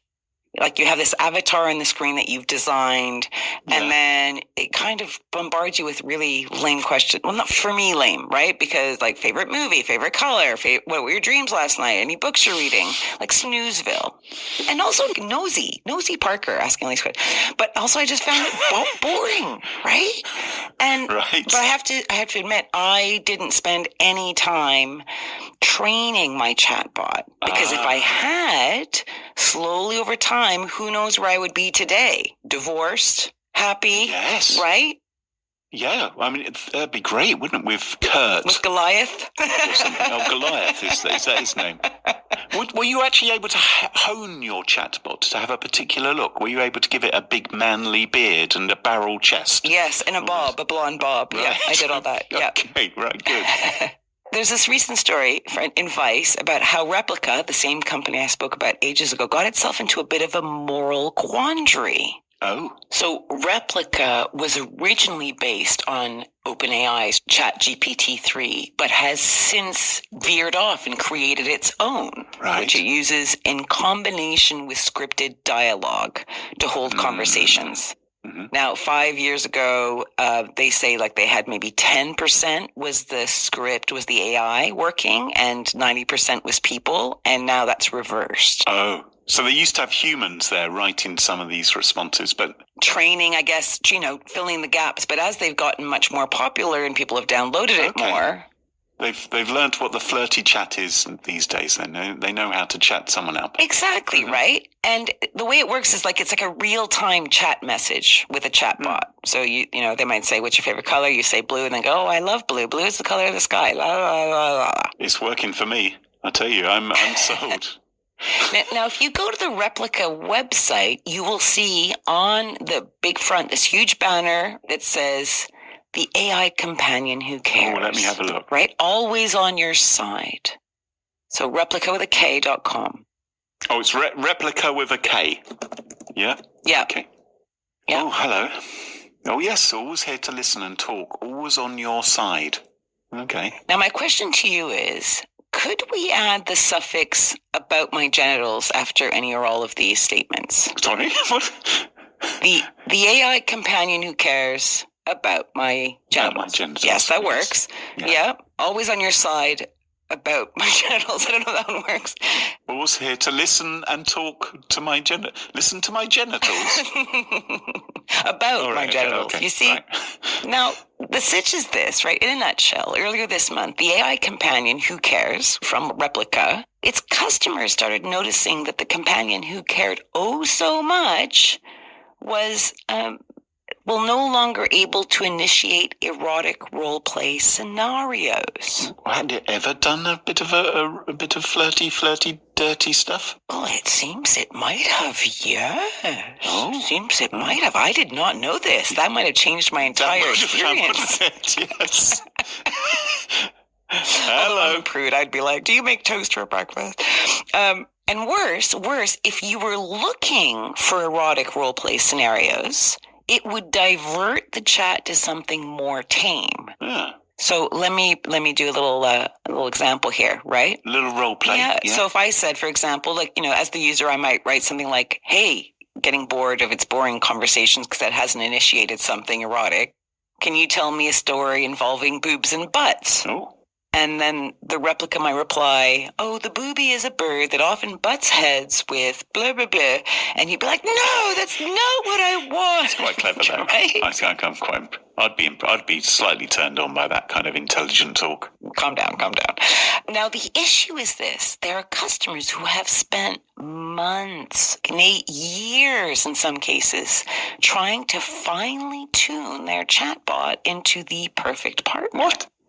Dirty bits included, it seems. What? You really? Yes. Okay.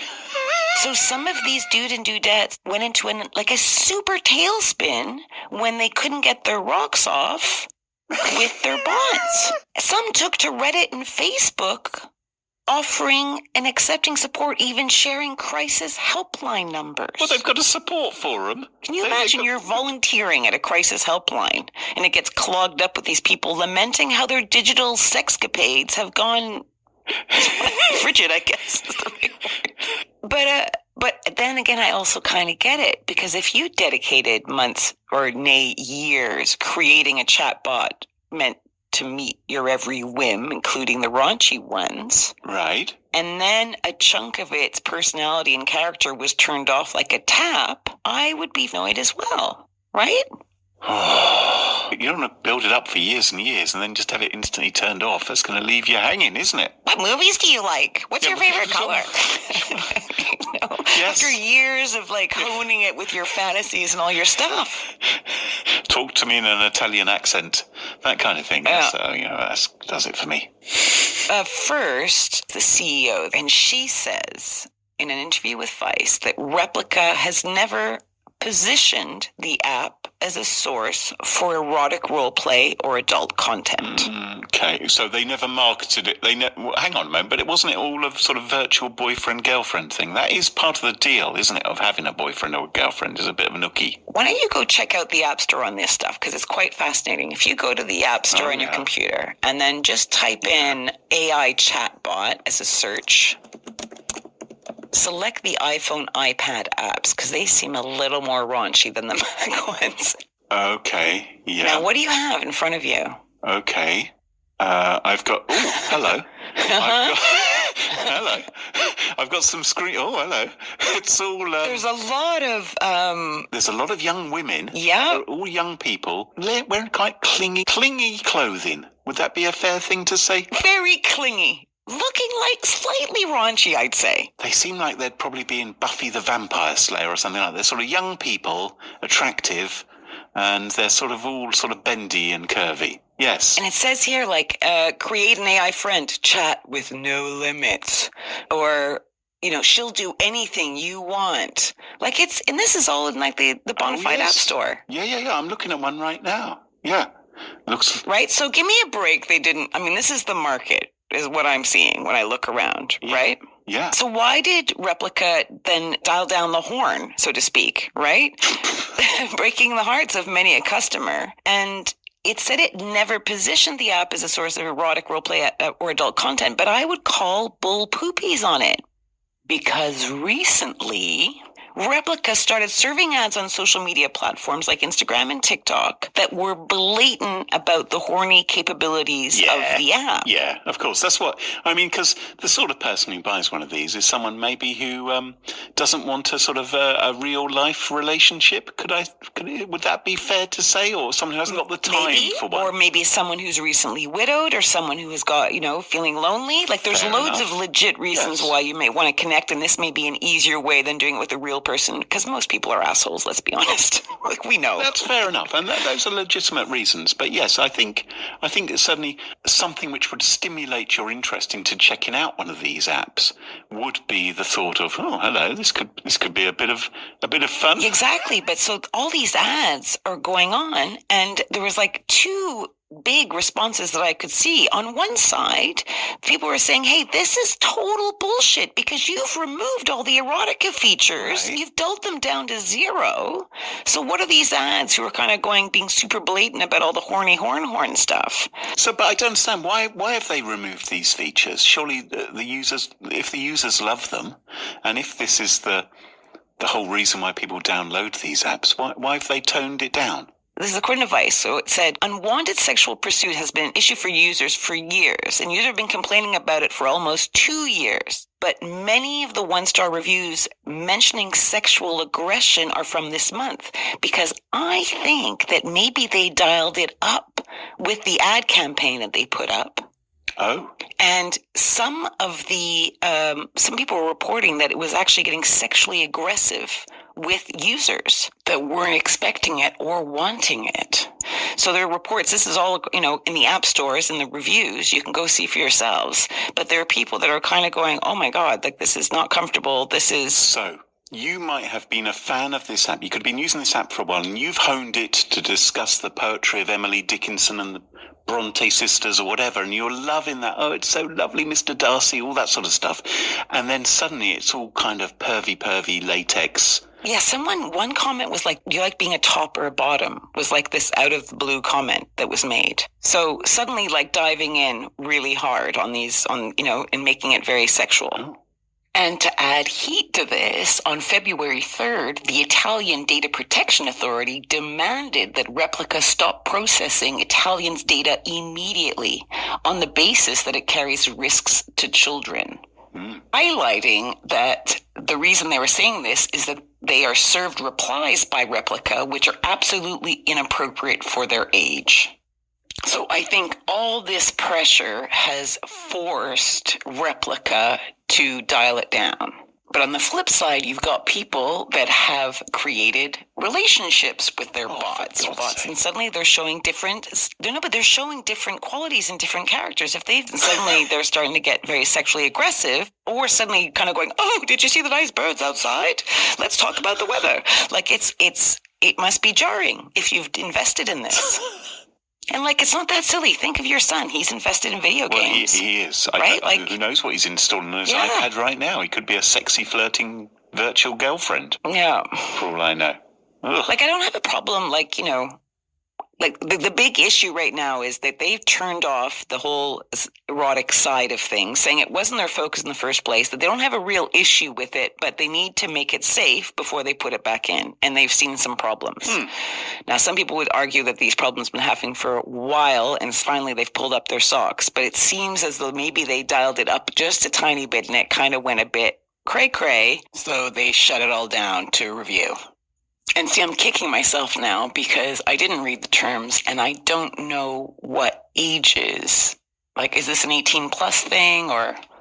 Well, I'm looking at one here which looks, and it says it's available in the App Store for ages 12 plus. There you go. So I don't know what others are, but it's. I guess that means more people can download it, isn't it? It's a difficult tightrope which they're walking. And there are all these different versions of GPT or generative pre-trained transformers, and they're all being tweaked in their own way by different people, and there's absolutely no guidelines yet. It's frightening.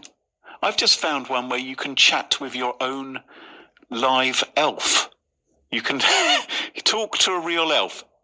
Rule 34, Graham. Rule 34. Our sponsor Collide has some big news. If you're an Okta user, then you can get your entire fleet to 100% compliance.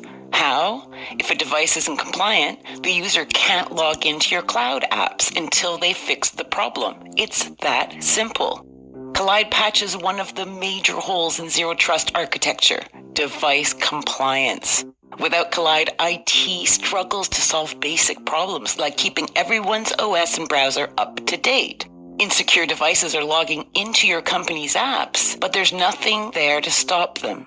Collide is the only device trust solution that enforces compliance as part of authentication, and it's built to work seamlessly with Okta. The moment Collide's agents detect a problem, it alerts the user and gives them instructions to fix it. If they don't fix the problem within a set time, they're blocked. Collide's method means fewer support tickets, less frustration, and most importantly, 100% fleet compliance. Want to learn more? Of course you do. Visit collide.com/smashing. That's collide.com/smashing. And thanks to Collide for sponsoring the show.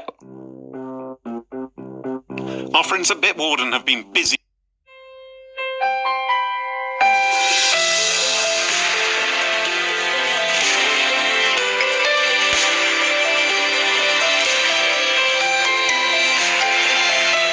This month, adding some fab new features to their open source password management solution. Now, did you know that you can log into Bitwarden using a secondary device instead of your master password? Well, now you do. Logging in with a device is a passwordless approach to authentication. It removes the need to enter your master password by sending authentication requests to other devices you're currently logged into for approval. SBS live streams and podcasts. On hold, finance news wrap for this Tuesday, the 4th of April 2023. Later, shares rise following the Reserve Bank's decision to keep official interest rates on hold at 3.6%. For more, I spoke earlier with Stephen Halmarick. He's the chief economist at the Commonwealth Bank. Yes, that's right. 3.6% unchanged cash rate today. That was in line with our forecasts. What they've said is that they've paused in the rate hike cycle to give them time to assess the impact of the large string of interest rate rises through last year and this year, assess that impact on the economy. And they've also noted that there are some signs that inflation has peaked and that economic growth in the Australian economy in the year ahead is going to slow and be below the long-run trend. This is just a pause, though, because it was quite blunt in saying that rates may continue to rise, in saying that some further tightening of monetary policy may well be needed to ensure inflation returns to target. So when and by how much? Well, that's actually a change in language. So in the recent months, they were saying that further increases in interest rates will be likely. Now they're saying may be likely. So these are the type of word changes that economists look at. So it's a softer guidance that interest rates will need to continue to rise. We're expecting one more rate hike in this cycle to 3.85%, expecting that in May, but that will depend on the data flow between now and then. So it's a May see further rises in interest rates, one more to come, we think, in this cycle. Very quickly, when you say it depends on the data flow, what kind of data? Well, they particularly call out the global economy and concerns of the global banking system. But here in Australia, we think the most important numbers between now and the early May RBA board meeting are the labour force, employment, and also we get March quarter inflation just after Anzac Day. So the labour market and inflation going to be critical for that May board meeting. Do you think the Reserve Bank has got the balance right now in terms of just how aggressive it has been to lift official interest rates to get inflation back down, given what it's mentioned, that lag effect it's been talking about? Yes, we do. So it's been a very aggressive rate hike cycle, but that's been in line with nearly all of the major central banks around the world. They've all increased interest rates to a similar degree. And that's because inflation's shot up in many economies around the world, including here. But the inflation looks like it peaked at 7.8% in the December quarter. As of February, it's down to 6.8%. So that's still way too high, but it's coming off the highest levels. And so it does look like a pause now is the right thing to do to just assess the tightening of monetary policy. There's big lags involved. On our calculations, the full effect of the rate hikes won't be felt in people's mortgage repayments until at least the middle of the year, if not early in the second half of the year. So there is some significant lags involved. So I think it's prudent to pause here and assess the impact. Two more quick questions. What is the risk, though, to keeping rates on hold? Could it not perhaps add to some false hope to borrowers out there that this may be the peak of the rate cycle? Yes, so their narrative there, their forward guidance really important. Yeah, as we talked about, they're talking about interest rates may need to keep rising. So we think the rhetoric from the Reserve Bank will continue to be that the more likely course is interest rates go up. Any reduction in interest rates is some way off. They're not even talking about that as yet. Although I must say in our forecast, we are expecting rate cuts to begin before the end of the year. But the Reserve Bank will keep signalling that the next move is up. They're not yet ready, I think, to declare victory. And finally, as you mentioned, a pause in Australia. It's one of the first global central banks to pause. I think the Bank of Canada did so a few weeks ago as well. How do the issues we're facing compare with that of other global major central banks? And is this pause now going to be a trend that we see around the world? Well, so our inflation rate at 7.8% peak was a little bit lower than the peak in inflation in many other countries, which is actually closer to 10%. Europe, UK, the US. But the big difference for us here in Australia is the way our mortgage market works, particularly the large share of our mortgages that are variable.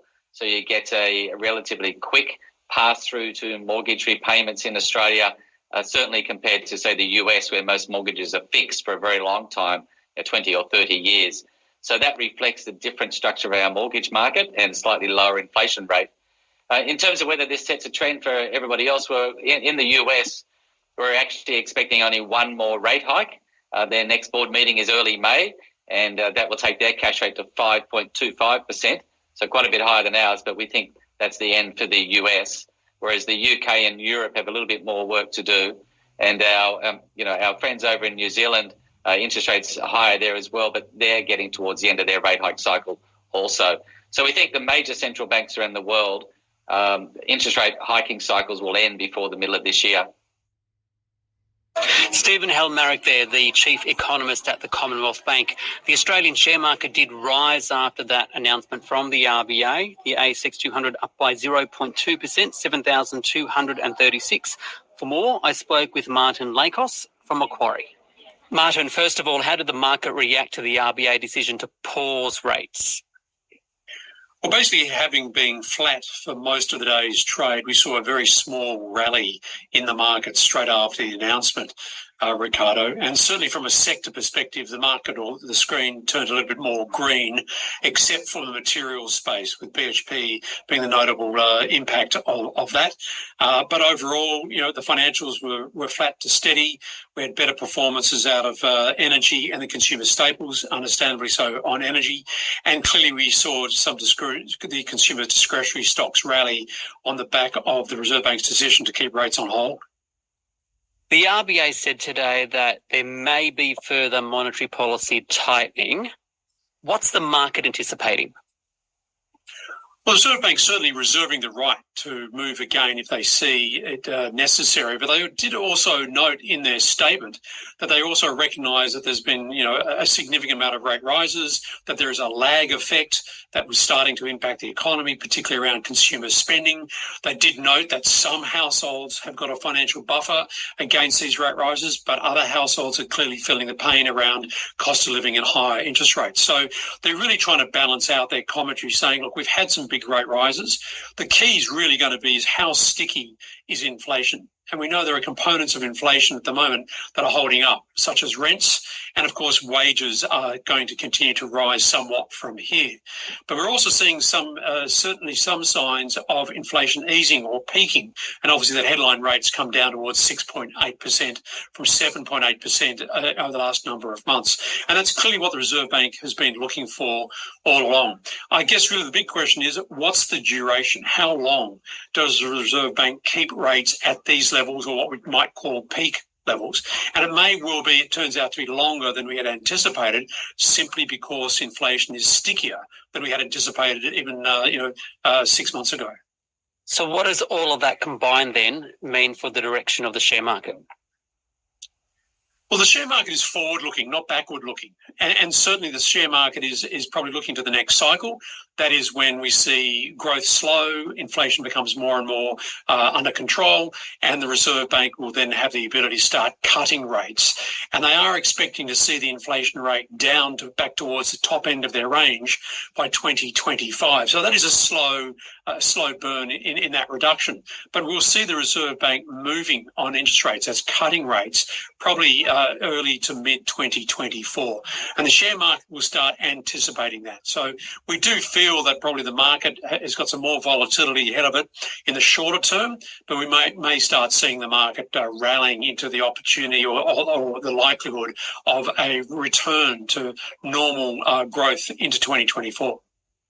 The other big story to hit the markets is that of the OPEC Plus decision to scale back oil production by about 1 million barrels per day. US President Joe Biden downplayed it overnight, saying it is not going to be as bad as what we think. But Treasury Secretary Janet Yellen said overnight it is an unconstructive act. What are the implications, you think?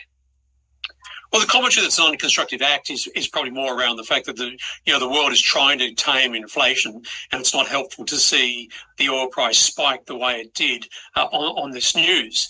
But if we look a little bit further down the track, it may well be that OPEC, and with the production cuts by Saudi, is actually reflective of a couple of things.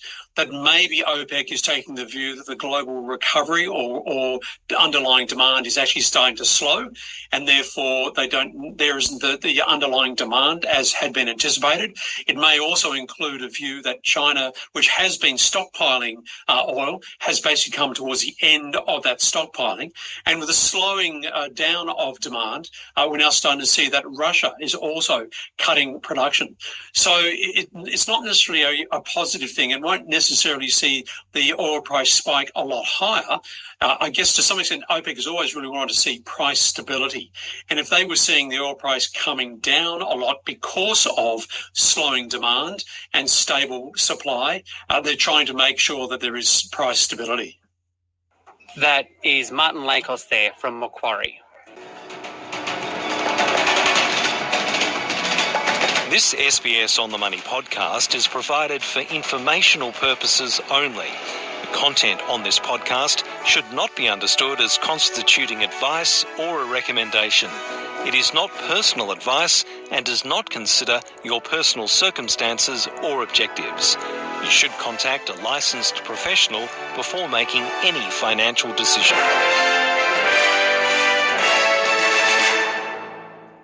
Why do people want to be at work? To feel heard, appreciated, part of something, and to know there's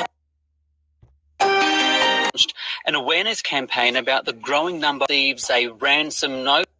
It's a daily 10-minute business and finance news wrap for this Tuesday, the 11th of April, 2023. Later, Latitude Financial receives a ransom note. What did it do about it? But first, to scams. And the Australian Banking Association has launched an awareness campaign about the growing number of scams out there. The biggest to be worried about include bank impersonation scams, e-toll scams, investment scams, and invoice scams. So what can you do about them?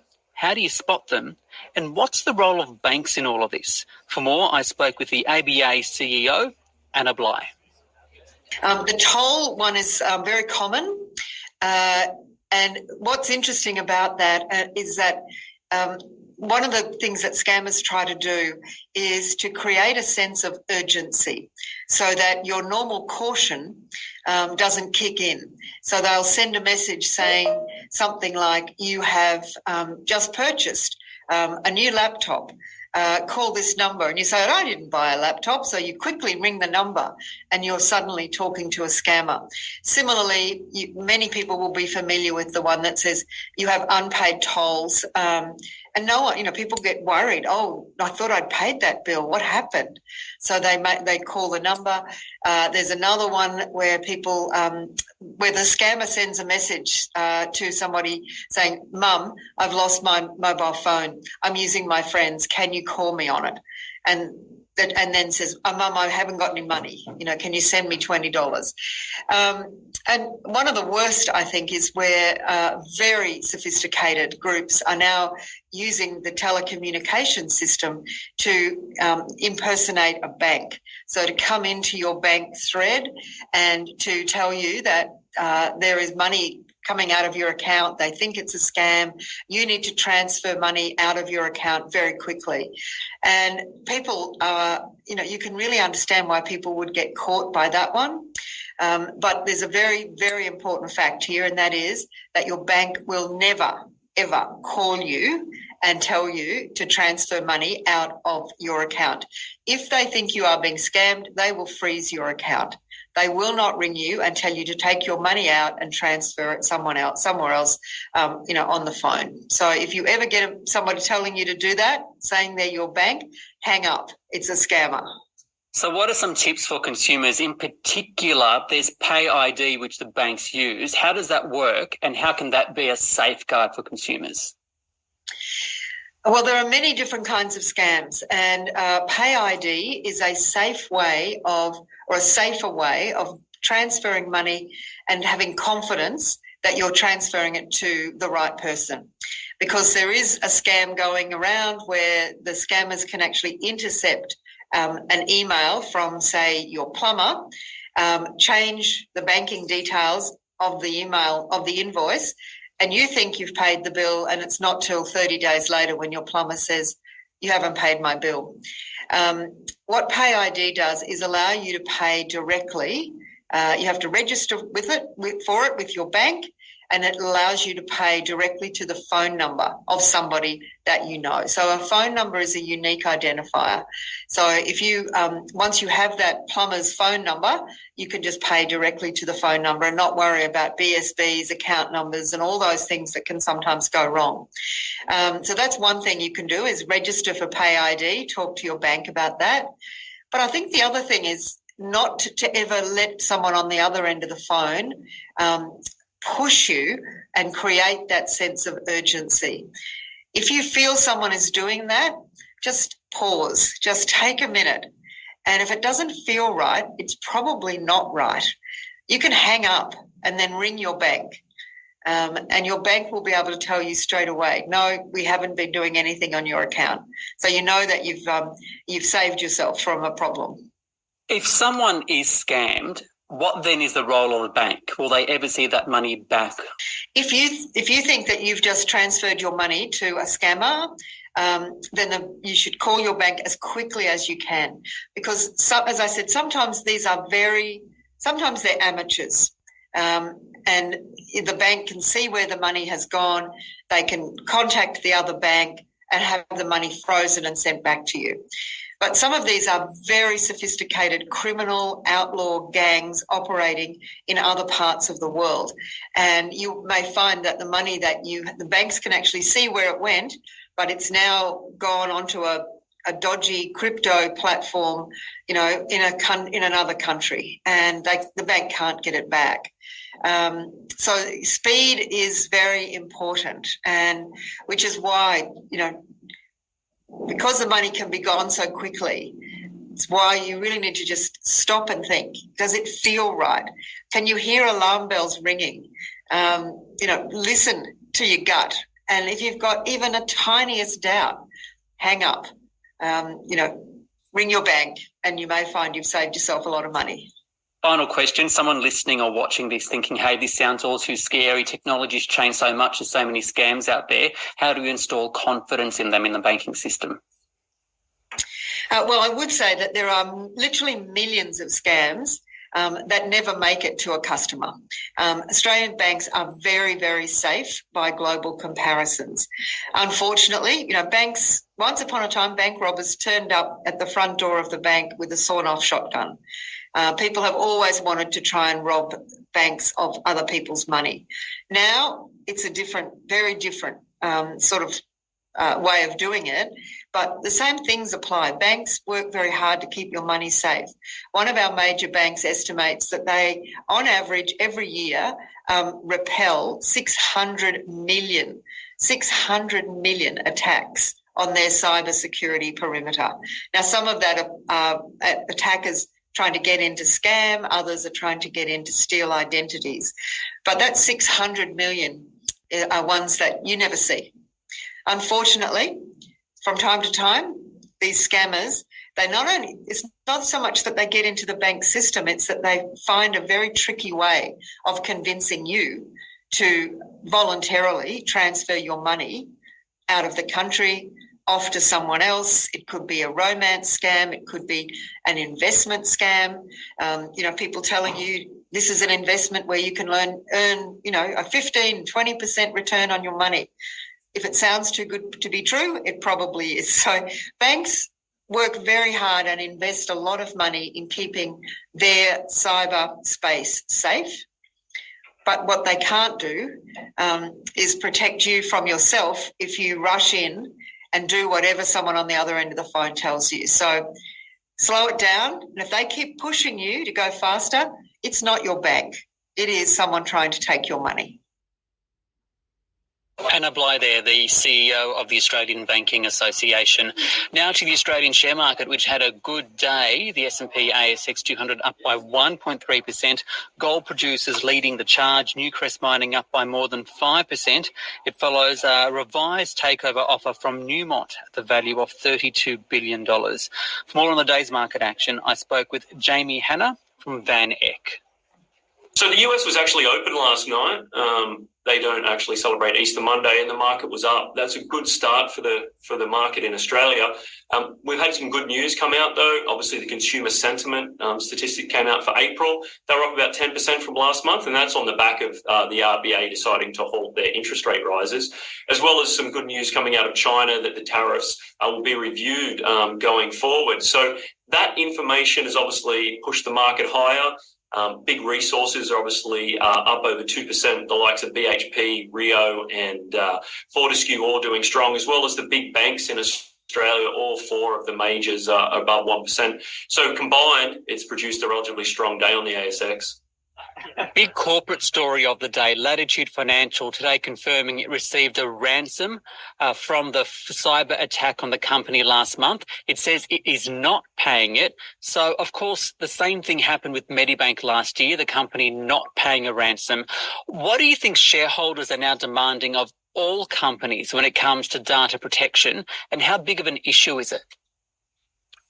Globally, cybersecurity is an extremely important issue to every single company in the world. There's no doubt that there are various regimes around the world, including government organizations, which are either turning a blind eye to cyber attacks or indeed supporting it.